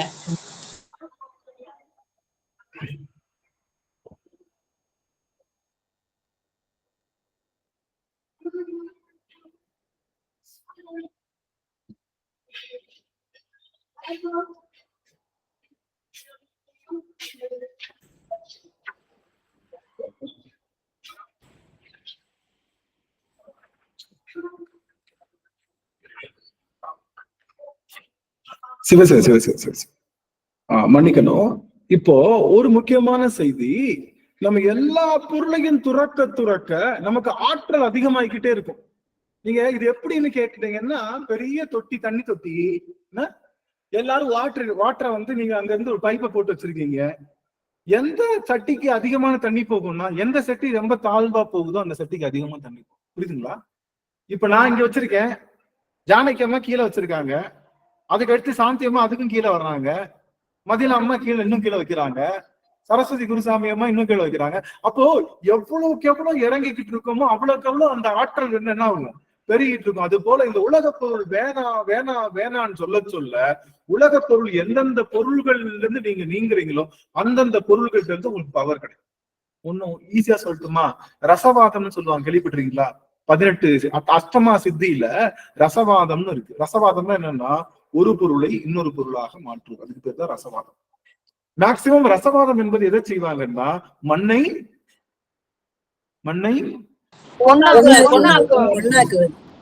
பொன்னாக்குவதுதான் ரசவாதம். அந்த ரசவாதம் யாருக்கு வாய்க்கும் அப்படின்னா, யாருக்கு பொன் மேல் ஆசை இல்லையோ அவங்களுக்கு தான் வாய்க்கும். சாமி சொல்லி கொடுத்திருக்காரு. ரசவாதம் யாருக்கு சொன்னாங்க? ரசவாதம் எல்லாத்துக்கும் சொல்லி கொடுத்திருக்காங்க. அவர் சொன்ன ப்ரொசீஜர் அப்படியே செஞ்சிருக்காங்க. மண்ணு பொண்ணு ஆயிடுச்சு, பொண்ணு ஆயிடுச்சு அப்படின்னு நினைச்சான்ல, மீண்டும் மீண்டும் என்ன ஆயிடுச்சு? திரும்ப மண்ணாவே மாறிடுச்சு. ரசவாதம் என்பது யாருக்கு வாய்க்கும் அப்படின்னா, பொன் மீது ஆசை இல்லாதவங்களுக்கு தான் ரசவாதம் வாய்க்கும், பொண்ணா மாத்த முடியும். அப்போ எந்த பொருளிலிருந்து நாம நீங்குகின்றோமோ அந்த பொருளுக்கான ஆற்றல் நமக்கு வந்துடும். அந்த பொருளை கண்ட்ரோல் பண்ணக்கூடிய ஆற்றல் வந்துடும். ஆக இந்த உலகத்தினுடைய அத்தனை பொருள்கள்ல இருந்து நீங்க நீங்கிட்டீங்கன்னா, இந்த உலக பொருள் அத்தனை பொருளுடைய ஆற்றலும் அந்த உங்களுக்கு அபரிதமான ஆற்றல் மூலமா எதையும் நீங்க என்ன பண்ணலாம்? கண்ட்ரோல் பண்ணலாம். ஆனா நீங்க தான் என்ன பண்ணிட்டீங்க? ஆல்ரெடி நீங்கிட்டீங்களே. நீங்க எப்படி கண்ட்ரோல் பண்ணுவீங்க? நீங்க தான் நீங்கிட்டீங்க. நீங்க அதுக்கப்புறம் கண்ட்ரோல், நீங்க முழுவதுமாக ஜீரோ பண்ணிட்டீங்க. இந்த உலக பொருள் மேல எனக்கு பற்று, எந்த பொருள் மேலையும் பற்று இல்ல, ஜீரோ ஆக்கிட்டீங்கன்னா அதுதான் சிவம், அதுதான் அளப்பரிய ஆற்றல், அதுதான் பேராற்றல் உடையது. அது போலவே நாமும் மாறிவிடும். அப்போ ஆன்மா எப்ப மீகம் அடையும் அப்படின்னா, தன்னுடைய அறிவு தன்னுடைய ஆன்ம அறிவு கட்டுக்குள்ள இருந்து நீங்கி சிவ அறிவோடு கலக்குகின்ற அந்த நிலையில இந்த ஆன்மாவானது மீகமாகி பிரபஞ்சம் முழுவதும் நிறைந்து பேராற்றல் பெற்று பேரானந்தத்தோடு விளங்குகின்ற நிலைக்கு பேர் தான் ஆன்மீகம். அதுக்குத்தான் கொண்டு வரப்போம். அங்க கொண்டு வர்றதுக்காகத்தான் நம்ம அத்தனை பேரையும் பெருமான் இந்த ஆன்மீகம், இந்த நிலைப்பாடு, இந்த கலமனை. இப்ப நாம எந்த அனுபவத்தை பெருக்கிக்கணும்? சிவத்தின் மேல பற்று வைத்திருந்தாலும் கூட சிவ ஆற்றல் நமக்கு வராது. கொடுக்கிறத கொடு, செய்யறத செய்யற, எனக்கு எந்த பொருள் மேலையும் பற்று இல்லை, எனக்கு எந்த பொருள் மீதும் பற்று இல்லை என்று தன்னை, அப்போ நாளையில இருந்து நான் சமைக்க மாட்டேன், எங்க வீட்டுக்காரருக்கும் எனக்கு ஆகாது. கேட்டா ஆனந்து என்ன சொன்னான் அப்படின்னா, எல்லா பொருளையும் பற்று வைக்காதன்னா இனிமே எனக்கு என்னன்னு சொல்லி நாளை காலைல கால் பண்ணுவாங்க, ஐயா எங்க அம்மா வீட்டம்மா ஏற்கனவே சமைக்க மாட்டாங்க, நீ திரும்ப இது மாதிரி சொல்லி எங்க வீட்டம்மா சமைக்காததுக்கு நீதாயா காரணம் அப்படின்னு யாராவது கால் பண்ணாங்கன்னா அது தவறான முடிவு. நான் என்ன சொல்ல வரேன்னா, விட்டு விலகுவது, உடல் விட்டு விலகுவதனாலே எந்த பிரயோஜனமும் இல்லை. நான் இந்த வீட்டை விட்டு கிளம்புறேங்க, நான் காட்டுக்கு போறேங்க, எனக்கும் இந்த பொருளுக்கும் மேல பற்று இல்லை அப்படின்னு சொல்வதனால பற்று இல்லாம போறது கிடையாது. மனம் என்ற மனத்தோட பைண்டிங் இருக்கு இல்லையா, அது இல்லாம போறதுதான். நீங்க அது இல்லறம் செய்து கொண்டே இருக்கலாம். சாரதா தேவிக்கும் பரமஹம்சருக்கும் 20 வயது டிஃபரன்ஸ். இவருக்கு 25 வயது ஆகும் போது சாரதா தேவி அம்மையாருக்கு முதல்ல பேசும்போது 3 வயது அவர்களுக்கு, 3 வயது குழந்தை திருமணம் என்பது அப்ப இருந்தது. இவங்க 2 பேருமே இல்லறத்தோட இருந்தாங்க. ஆனா ஒரு நாள் கூட நாம நினைக்கிற மாதிரி இல்லறத்துல இல்ல. அவர்கள் 2 பேருமே இல்லறத்துல இருந்தாலும், கணவன் மனைவியா வாழ்ந்தாலும் அவர்களுக்குரிய அந்த இல்லற பரிமாற்றம் இல்லாம தன்னுடைய வாழ்வை வாழ்ந்தார். அப்ப முக்கியமான செய்தி என்ன அப்படின்னா, கடந்து போவது, உடல் கடந்து போவது பற்றற்ற நிலை அல்ல. நான் இதை செய்ய மாட்டேன், இவன் கூட பேச, அப்படி இல்ல பற்றற்ற நிலை. அவங்களுடைய இம்பாக்ட் நமக்குள்ள வரக்கூடாது. அவங்க திட்டினாங்கன்னா திரும்ப என்ன பண்றது? அடிச்சா 2 அடி எக்ஸ்ட்ரா போட்டது, நல்லது செஞ்சா 4 நல்லது எக்ஸ்ட்ரா செய்யறது. இப்படி ரியாக்ட் பண்றதை விட நாம என்ன பண்றது? எதுனாலும் சரி அதை ஏற்றுக்கொண்டு இந்த உலக பொருள் பற்று, கல்வி, ஞானம், கேள்வி, குடும்பம், சொத்து, மற்ற எல்லாத்துல இருந்தும் கொஞ்சம் கொஞ்சமா ஒண்ணும் இல்லை, இதெல்லாம் ஒண்ணும் இல்லை, என்ன ஆயிட போகுது, இதனால ஒரு பொருளும் இல்லை, எனக்கு உறுதுணையாக இருப்பது சிவம் ஒருவனை அன்றி வேறு ஒருவரும் இல்லை என்ற ஆணித்தரமான சிந்தனை உங்களுக்குள்ள, அந்த அனுபவம் பெருக்கின்ற சிந்தனை வந்துருச்சு அப்படின்னா நீங்க சொல்வது அத்தனையும் பழிக்கும். நீங்க செய்கின்ற அத்தனையும் நீங்க நில்லு அப்படின்னு நினைங்கன்னா சூரியன் நிக்கதான் செய்யும். என்ன காரணம்? சூரியனுக்கும் உங்களுக்கு என்ன கிடையாது, எந்த பெனிஃபிட்டும் கிடையாது. சூரியன் இருந்து நீங்க நீங்கிட்டீங்கன்னா சூரியன் உங்க பேச்சை கேட்கும். நீங்க காற்றுல உங்க நீங்கிக்கிட்டீங்கன்னா பஞ்சபூதங்கள் உங்களுக்கு பஞ்சபூதங்கள் நீங்கிட்டா தண்ணி குடிக்காம நான் எப்படியா இருக்க முடியும்? நீ என்ன பஞ்சபூதத்தை நீங்கிறது? தண்ணி குடிச்சுதான் ஆகணும், சூரிய ஒளி பட்டுதான் ஆகணும். இதெல்லாம் ஆன்மாவுக்குரியது இல்லை, உடலுக்குரியது. ஆன்மா வேற நான் வேற அப்படின்ற எண்ணம் வந்து இந்த உயிருக்கு தேவையானது சிவம் ஒரு பொருள் தான், மற்ற பொருள்கள் எல்லாம் கிடையாது. இந்த பிறவியில சாமி கொடுத்திருக்காரு. நாம எப்படி வந்து என்ன பண்ணுவோம்? நீங்க ஒரு பேங்க்ல ஒரு எம்ப்ளாயியா இருக்குன்னு வச்சுக்கோங்க. பேங்க்ல எம்ப்ளாயி திடீர்னு ஒருத்தர் வந்து எனக்கு 2 லட்சம் ரூபாய் வேணும்னு அக்கௌண்ட் எழுதி கொடுக்கன்னு வச்சுக்கோங்க. நீங்க என்ன பண்ணுவீங்க? அதெல்லாம் முடியாது, நீங்க கூட கொடுத்தா பேங்க்ல பணம் என்ன ஆகுறது அப்படின்னு சொல்லுவீங்களா? என்ன சொல்லுவீங்க? என்ன பண்ணுவீங்க? டக்கு டக்குன்னு அடிப்பீங்க அவங்க அக்கௌண்ட் நம்பரு. 2 லட்சம் ரூபாய் இருக்குன்னா இந்த 2 லட்சம் கொடுத்துருவீங்க. கொடுக்கும்போது ஏதாவது வருத்தம் இருக்குமா? வருத்தம் இருக்குமா? இருக்காது. சில பேர் பேங்க்ல டெபாசிட் பண்றாங்க 10 லட்சம் ரூபாய். அப்ப என்ன பண்ணுவோம்? டக்கு டக்குன்னு அடிப்போம், கொடுங்க உங்க பேங்க்ல அக்கௌண்ட். வாங்குறப்போ ஏதாவது சந்தோஷம் இருக்குமா? 10 லட்சம் போட்டாரு, அவர் அக்கௌண்ட்ல போட்டிருக்காரு, அவர் அக்கௌண்ட்ல எடுத்துக்கிறாரு, நமக்கு என்ன வந்துச்சு? அது போல கணவன், மனைவி, குழந்தைகள், செல்வம், கல்வி, கேள்வி அதெல்லாம் அவங்கவுங்க அக்கௌண்ட்ல வருது, அவங்கவுங்க போய்க்கிறாங்க. என் அக்கௌண்ட்ல சிவம் என்ற ஒருவனை மட்டும் நான் போட்டுக்கிறேன். உங்களுக்கு வேணும்னா வித்ட்ரா பண்ணி தரேன், உங்களுக்கு வேணும்னா வாங்கி தரேன் அப்படின்னு ஒரு பேங்க் எம்ப்ளாயி போல உங்களுடைய மனநிலையை வைத்துக் கொண்டால் ஆன்மா மீகம் பெறும், ஆன்மா பிரபஞ்சத்திலே பெரும் ஆற்றல் பெறும், ஆன்மா பேரானந்தத்திலே திளைக்கும். ஐயா, இதுல ஒரு திருநாவுக்கரசர் ஒரு பாட்டு சொல்லியிருப்பாரு, அது இதுக்கு பொருந்துங்களா? 4ஆம் திருமுறையில மனமெனும் தோணி பற்றி மதியெனும் கோலை ஊன்றி சினமெனும் சரக்கை ஏற்றி செறிகடல் ஓடும் போது மதன் எனும் பாறை தாக்கி மறியும் போது அறிய ஒண்ணாது உனை உணும் உணர்வை நல்காய் ஒற்றியூர் உடைய கோவே.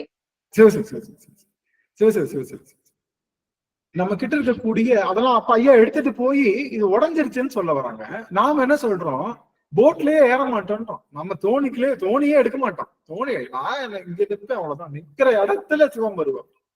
அந்த மாதிரி எந்த வித்ட்ராயலுக்கும் எந்த டெபாசிட்டுக்கும் நாம கண்டிப்பா பேங்க் எம்ப்ளாயியா வேலை பார்த்து தான் ஆகணும். நமக்கு அதுதான் பெருமான் இந்த பிறவில கொடுத்திருக்காரு. நாம குடும்பம் நடத்தணும், பிள்ளைங்களை படிக்க வைக்கணும், அவங்களுக்கு வந்து கல்யாணம் பண்ணி தரணும், அந்த பேரம்பேத்தி எல்லாத்தையும் பார்க்கணும். வந்தால் வரவு, போனால் செலவு என்ற நிலைமை இருக்கணும். அவன் என்கிட்ட பேசலைன்னா எனக்கு என்னமோ பாதிக்குதுன்னா நாம யாரோட கனெக்ட் ஆயிருக்கோம்? அவங்களோட கனெக்ட் ஆயிருக்கணும்.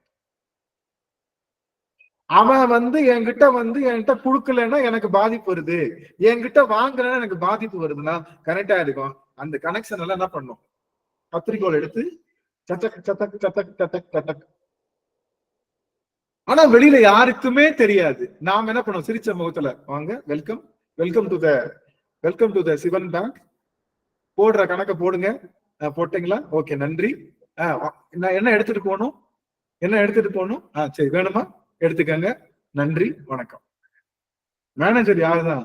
நமக்கு மேனேஜர் சிவம் தான். திடீர்னு பார்த்து அவங்களுக்கு போட்டு விடுப்பா அப்படின்பாரு.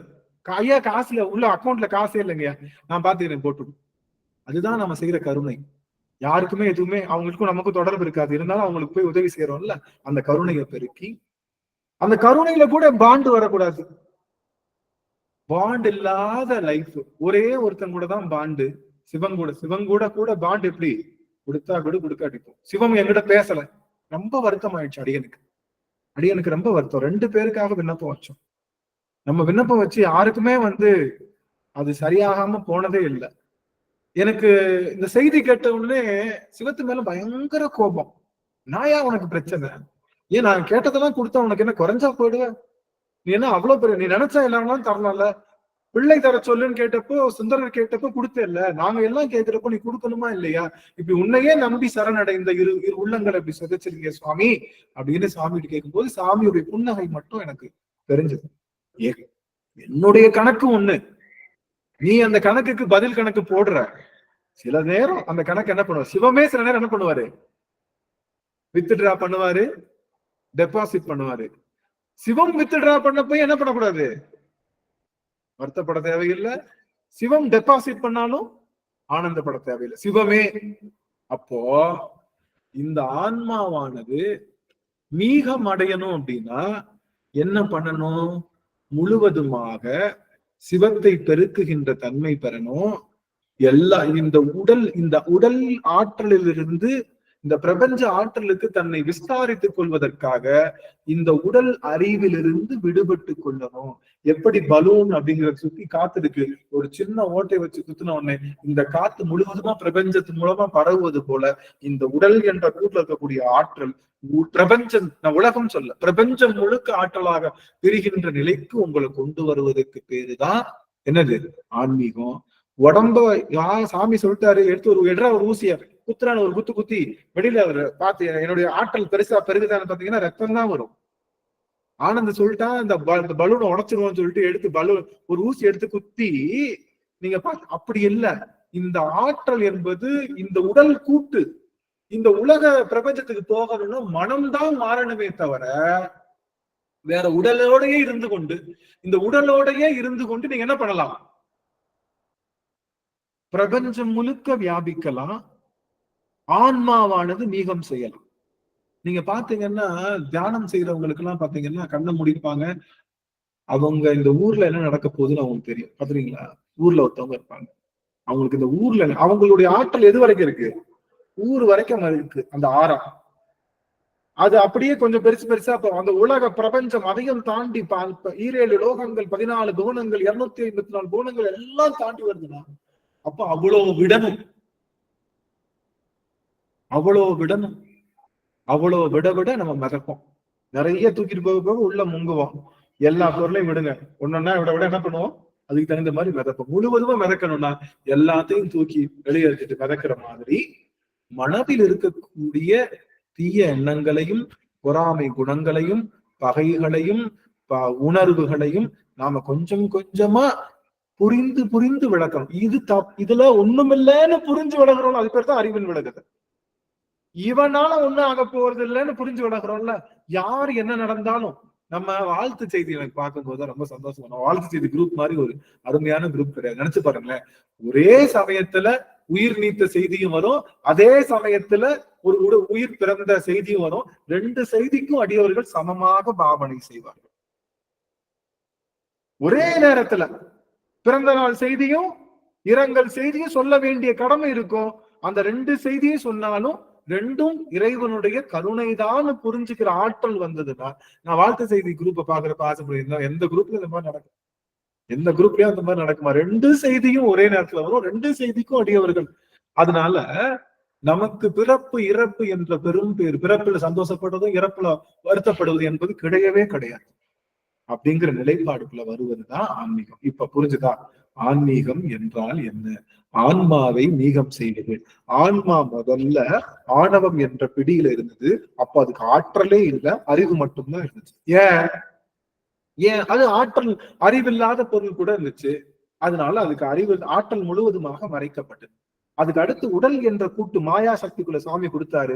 இப்ப என்ன ஆச்சு, ஆன்மாக்குள்ள அறிவும் இருக்கு, ஆற்றல் இருக்கு. ஆனா எவ்வளவு இருக்கு, தம்மா தொண்டுதான் இருக்கு, கொஞ்சமா இருக்கு.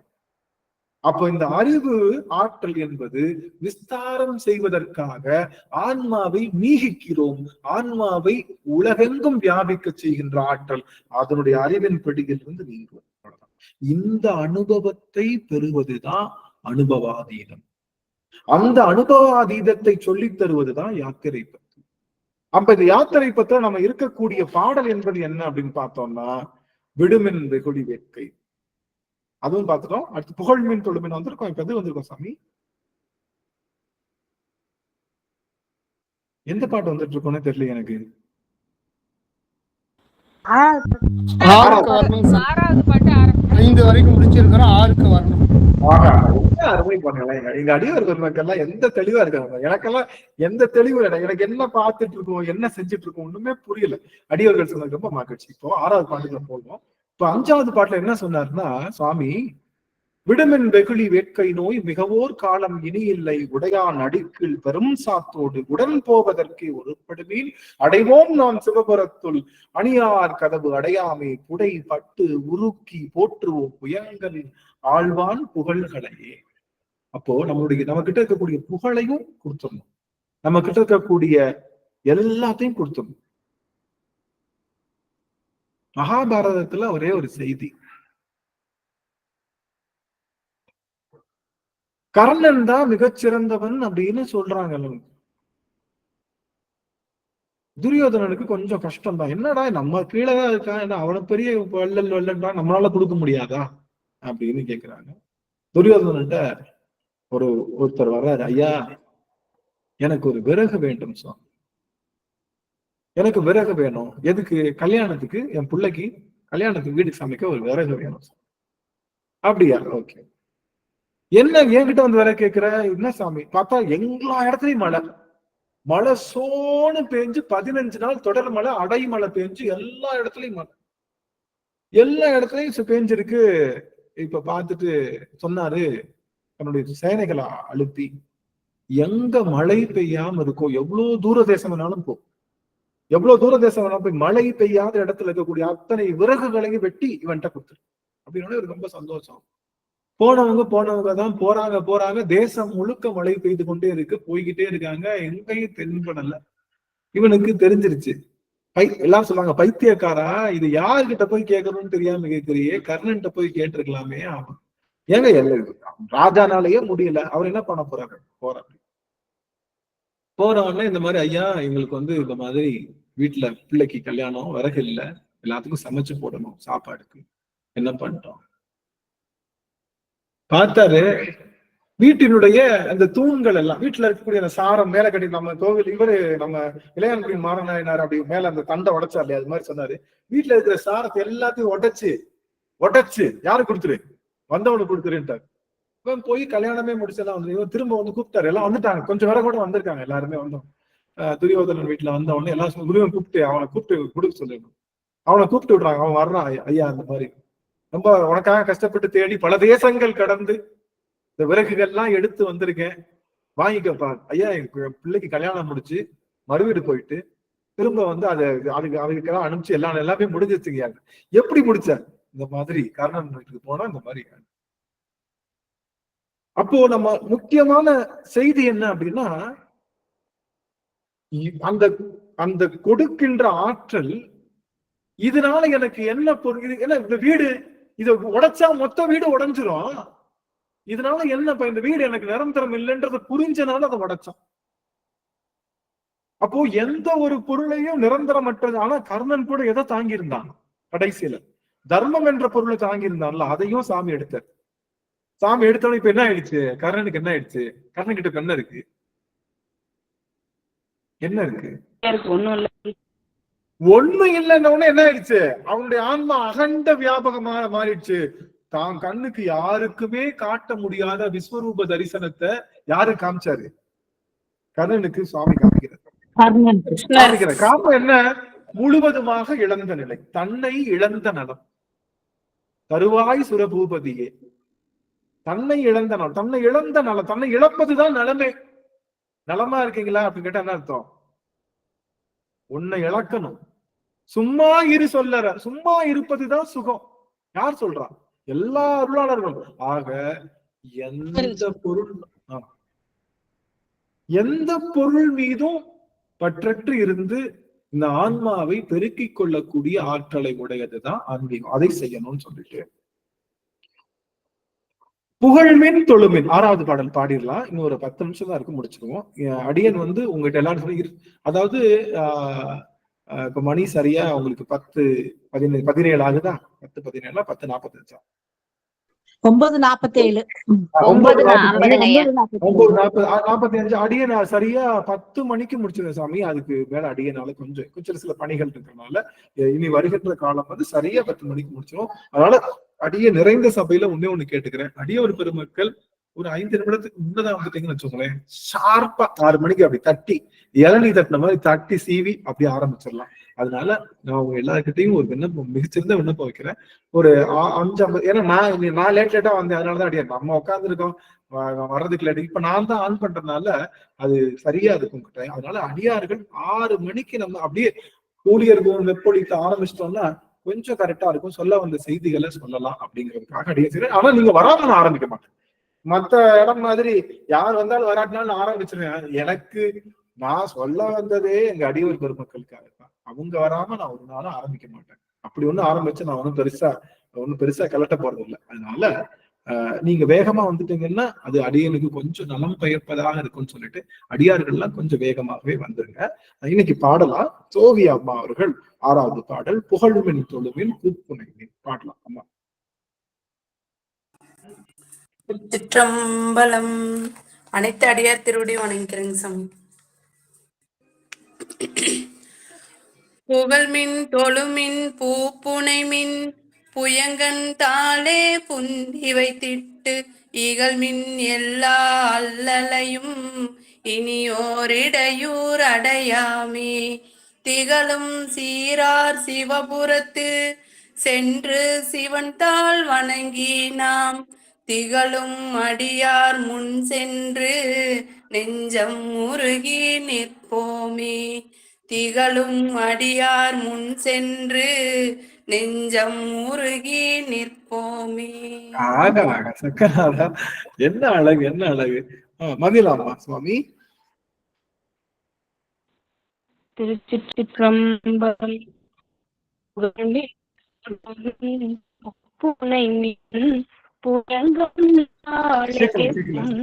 அம்மா விட்டு விட்டு வருது. விட்டு விட்டு கேக்குது. மதிலாமா சுவாமி விட்டு விட்டு கேக்குது.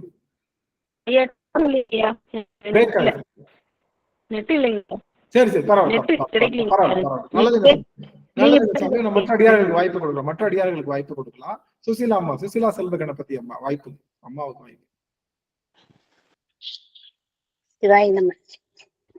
திருச்சிற்றம்பலம். புகழ்மின் தொழுமின் பூப்புனை மின் புயங்கள் தானே புந்தி வைத்திட்டு இகழ்மின் எல்லா அல்லலையும் இனியோரிடையோர் அடையாமே நிகழும் சீரார் சிவபுரத்து சென்று சிவன் தாள் வணங்கி நாம் நிகழும் அடியார் முன் சென்று நெஞ்சம் உருகி நிற்போமே நிகழும் அடியார் முன் சென்று நெஞ்சம் உருகி நிற்போமே. திருச்சிற்றம்பலம். விமலாதேவி அம்மாவுக்கு வாய்ப்பு. அம்மா சுவாமி அவங்களோட நிறைவு சேரும். திருச்சிற்றம்பலம். புகழ்மின் தொழுமின் பூப்புனை மின் புயங்கன் தாளே புந்தி வைத்திட்டு இகழ்மின் எல்லா அல்லலையும் இனி ஓரிடையூரடையாமே திகழும் சீரார் சிவபுரத்து சென்று சிவன் தாள் வணங்கி நாம் நிகழும் மடியார் முன் சென்று நெஞ்சம் உருகி நிற்போமே. ரொம்ப அருமை அருமை. ரொம்ப உருக்கமா பாயிட்டீங்க. அம்மா தனாலம்மா கரம் உயர்த்திருக்காங்க. அம்மாவுக்கு ஒரு வாய்ப்பு கொடுக்கலாம். அதோட நிறைவு செய்யலாம். தனாலம்மா சாமி பாட்டுங்களா?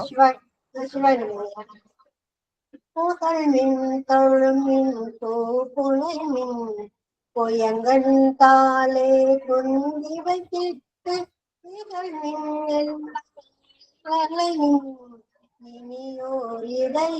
இனியோரிடையோரடையாமே திகழும் சீரார் சிவபுரத்து சென்று சிவன் தாழ் வணங்கி நாம் நிகழும் அடியார் முன் சென்று நெஞ்சம் உருகி நிற்போமே. சிவசிவ முதல் பாட்டுல நமக்கு 5வது பாட்டுல சாமி செய்யக்கூடாதான் செஞ்சார். விடுமின் வெகுளி எதெல்லாம் விட்டுருங்க அப்படின்னு சொன்னாரோ அது போல இங்க எதெல்லாம் செய்யணும் அப்படின்னு சொல்றார். எதெல்லாம் செய்யணும் அப்படின்னா முதல்ல புகழ்மின், அப்புறம் தொழுமின். தொழுதல் என்பது என்ன? தொழுதல் என்பது எது? எதற்கு தொழில்? தொழுதல்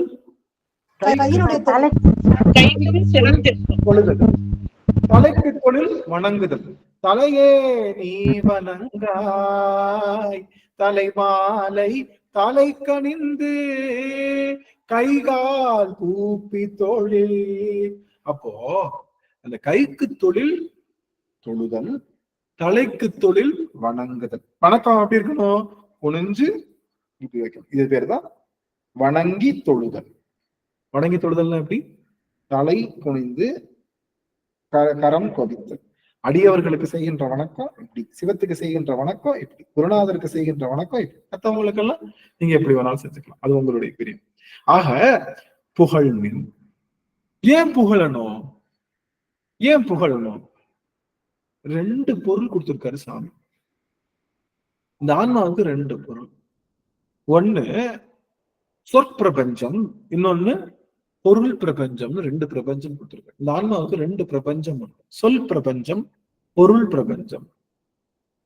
சொல் பிரபஞ்சத்துல மந்திரம், பதம், வண்ணம் அப்படின்னு சொல்லுவாங்க.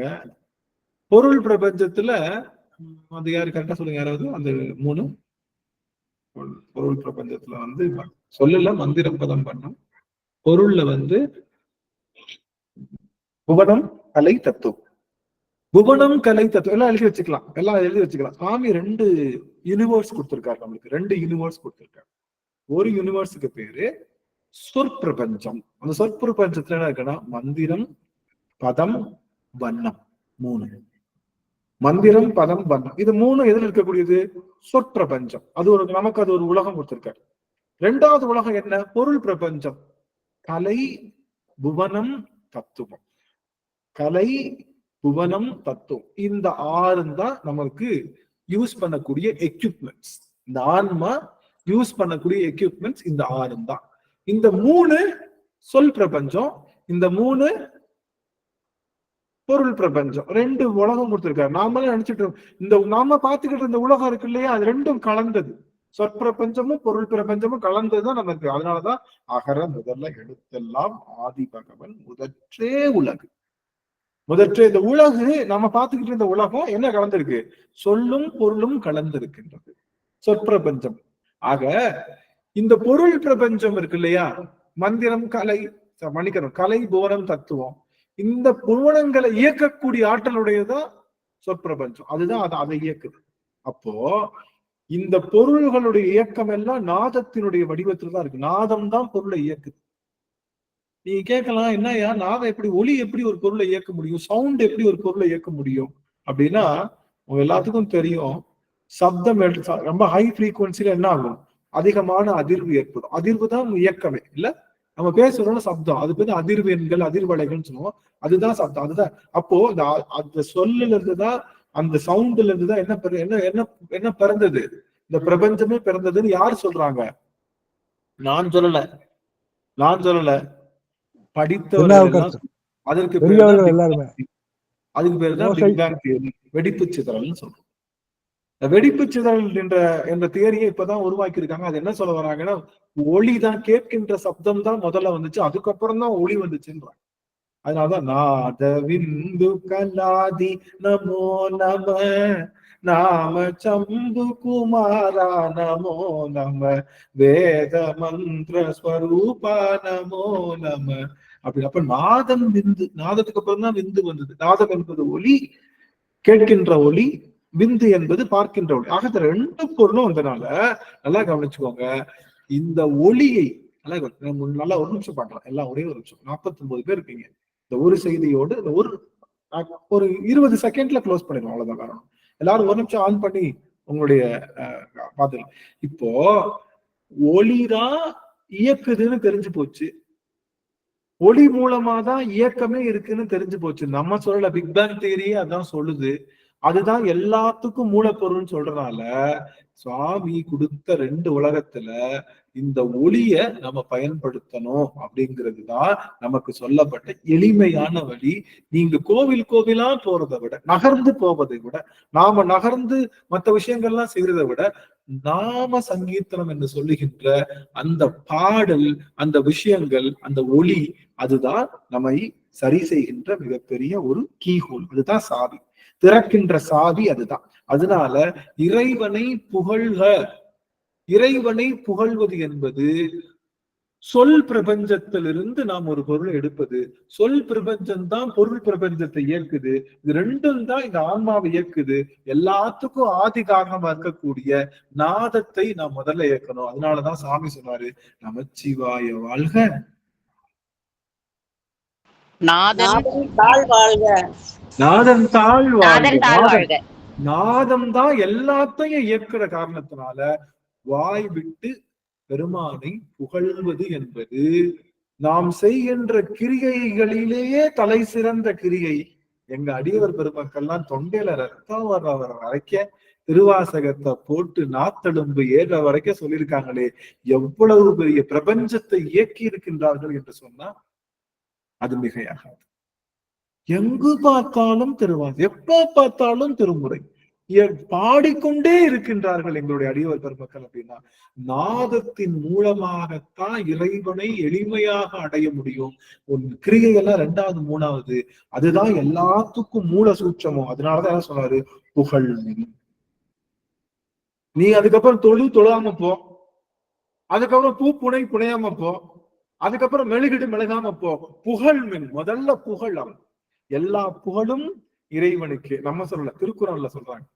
அப்போ இந்த இறைவனை புகழ்வது என்பது அவனை புகழ்வது அல்ல, நம்மை சரி செய்து கொள்ளுகின்ற ஒரு உபாயம். அவ்வளவுதான்.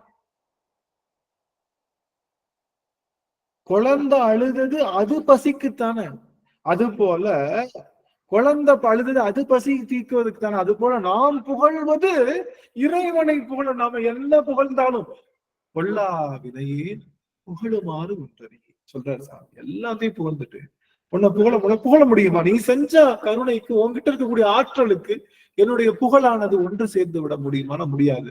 ஆனா புகழ்தான், இறைவனை புகழ்வதுதான் ஆன்மாவை மீதம் செய்வதற்கான முதற்படி. நம்ம முன்னாடி ஃபர்ஸ்ட் பேசுனதுக்கே திரும்ப வந்துட்டோம். ஆன்மாவை மீகம் செய்வதற்கான முதற்படி இறைவனை புகழ்வது. அவனை புகழ்வது ஒண்ணும் இல்ல, நாம எந்த இன்ஸ்ட்ருமெண்ட்டை யூஸ் பண்றோம்? இறைவனை புகழும் போது எந்த இன்ஸ்ட்ருமெண்ட் யூஸ் பண்றோம் சாமி? யாரு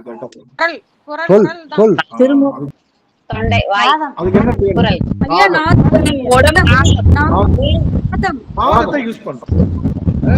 நாத தத்துவம் தான் 36 தத்துவம்.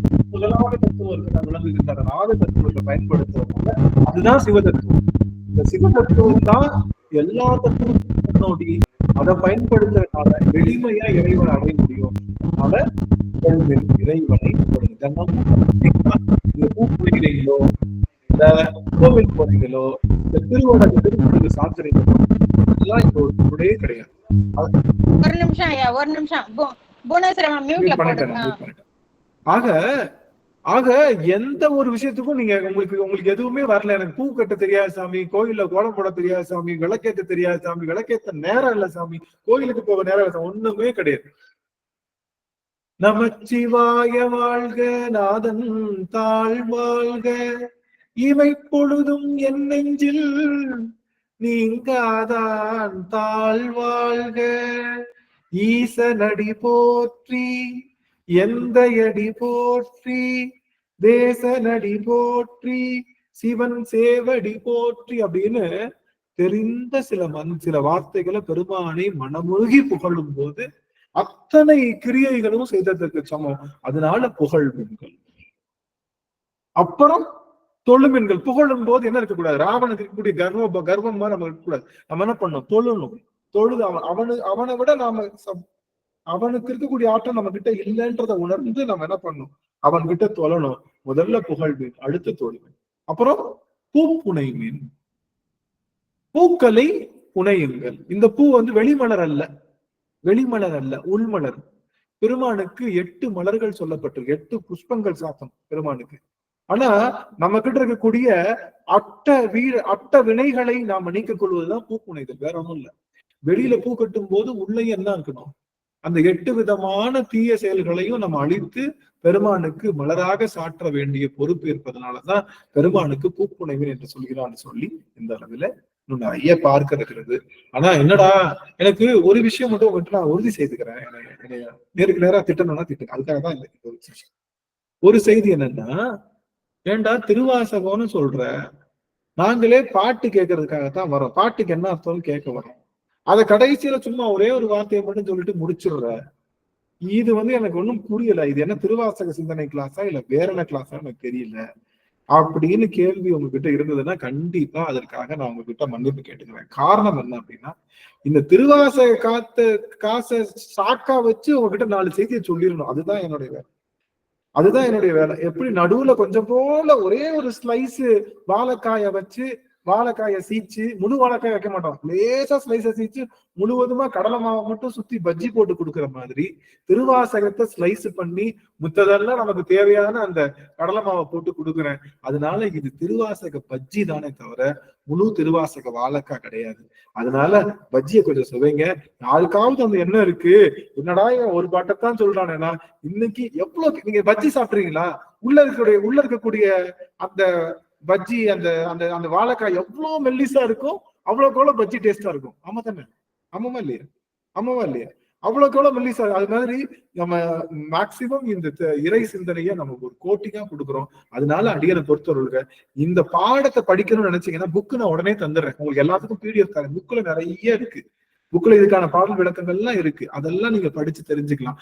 ஆனா இதுவரைக்கும் நம்ம கேட்காத செய்திகளை அருமையா ஒரு சில விஷயங்களை சொல்லணும்ன்றதுதான் இந்த திருவாசகத்தினுடைய நோக்கமே தவிர திருவாசகத்தை முடிக்கிறது அப்படிங்கிறது எங்களுடைய நோக்கம் இல்லை அப்படிங்கிறத ஒரு பெரிய டிஸ்கிளைமரா போட்டு திட்டுறதா இருந்தா அடியேனை கண்டிப்பாக நீங்கள் போன் போட்டு திட்டலாம் என்று சொல்லி அத்தனை பேருடைய திருவடியும் அடியன் வணங்கி மகிழ்கின்றான். ஏன்னா பொய்த்து போக கூடாது. நம்ம ஒரு கோணத்துல, அதனால இந்த கோணத்துல வராதிங்கன்னு சொல்றேன்.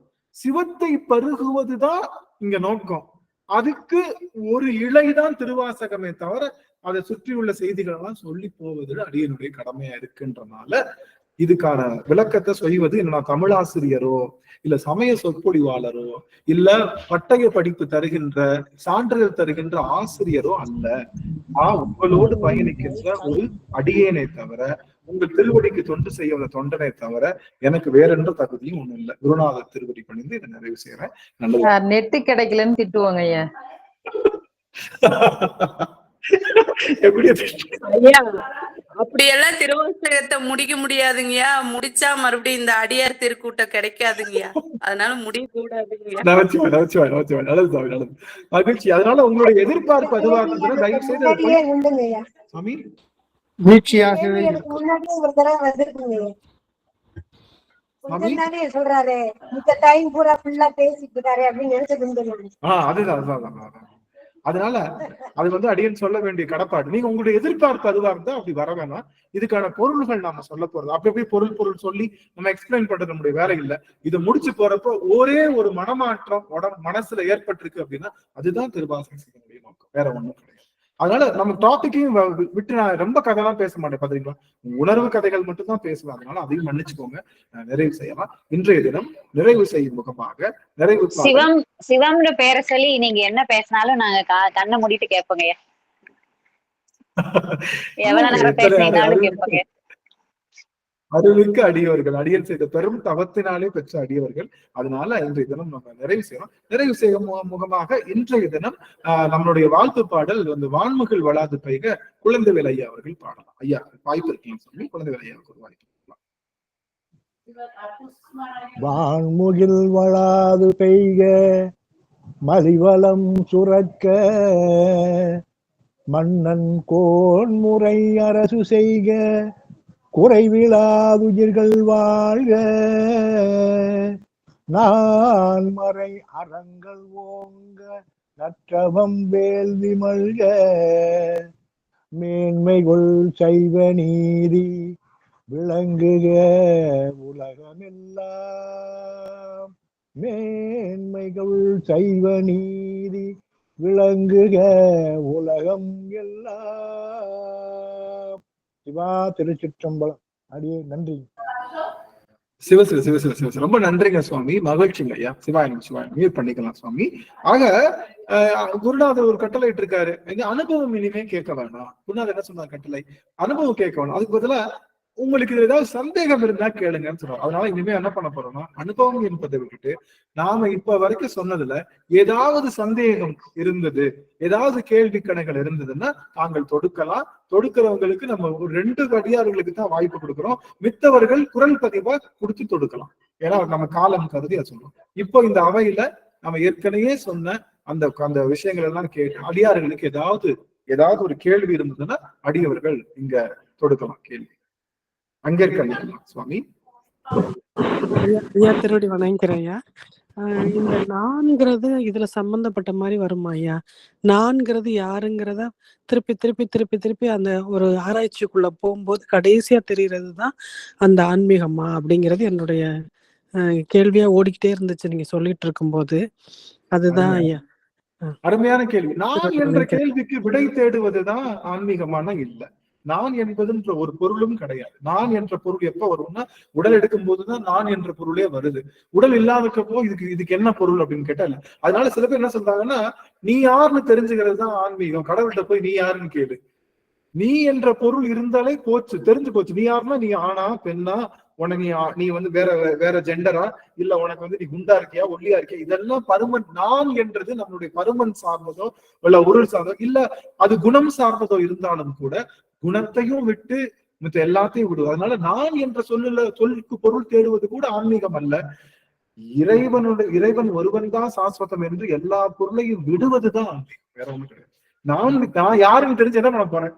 பல பிறவிகளை நான் யாரா அப்படின்னு தெரிஞ்சு என்ன பண்ண போறேன் அப்படிங்கறத தெரிஞ்சுக்கலாம். நன்றி. இன்னும் ஒருத்தருக்கு வாய்ப்பு. யாராவது உங்களுக்கு கேள்விகள் இருந்தா எழுப்பலாம்.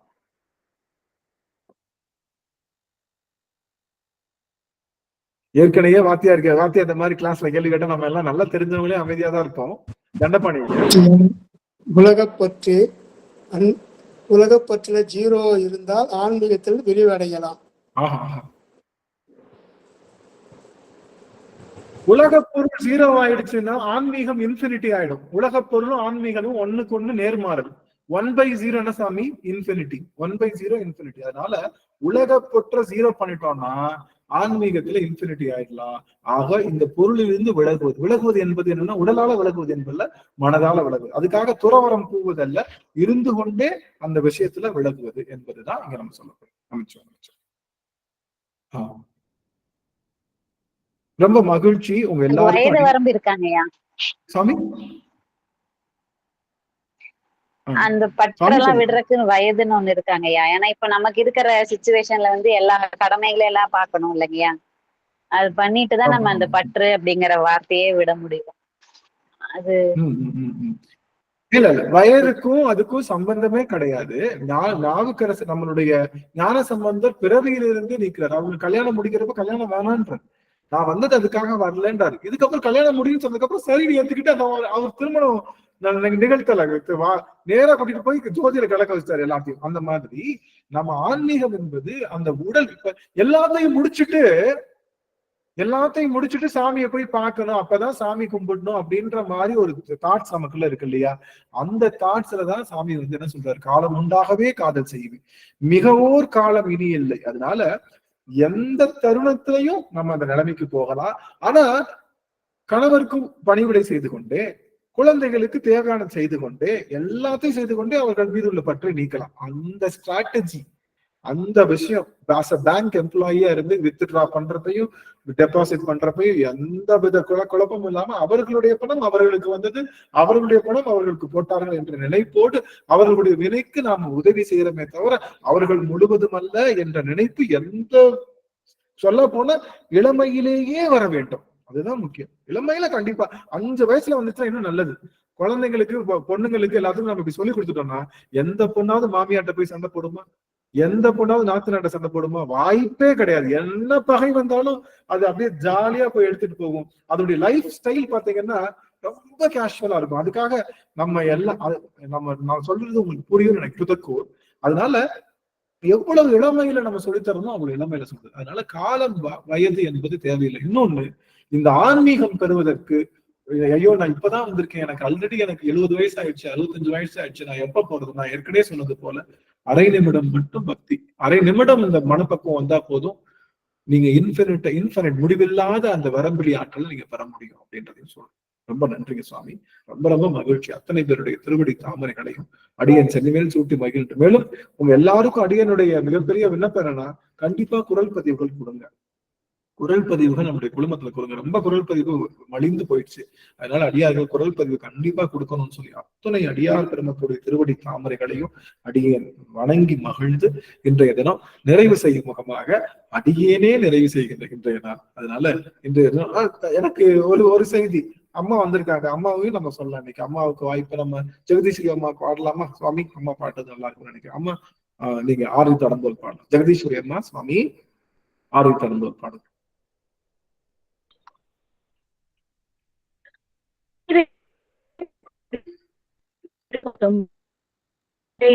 குருசை தனியை வாழ்க குக்குடம் வாழ்க செவ்வேல் ஏரிய மங்கை வாழ்க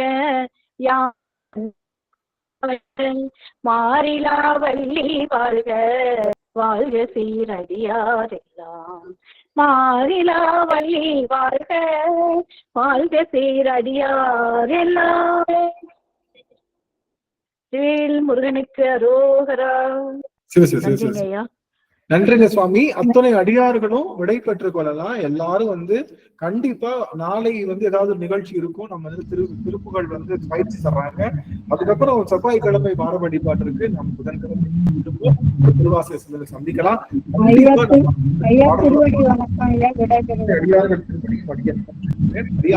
வைக்கலாம். நமச்சிவாய் நமச்சிவாய்.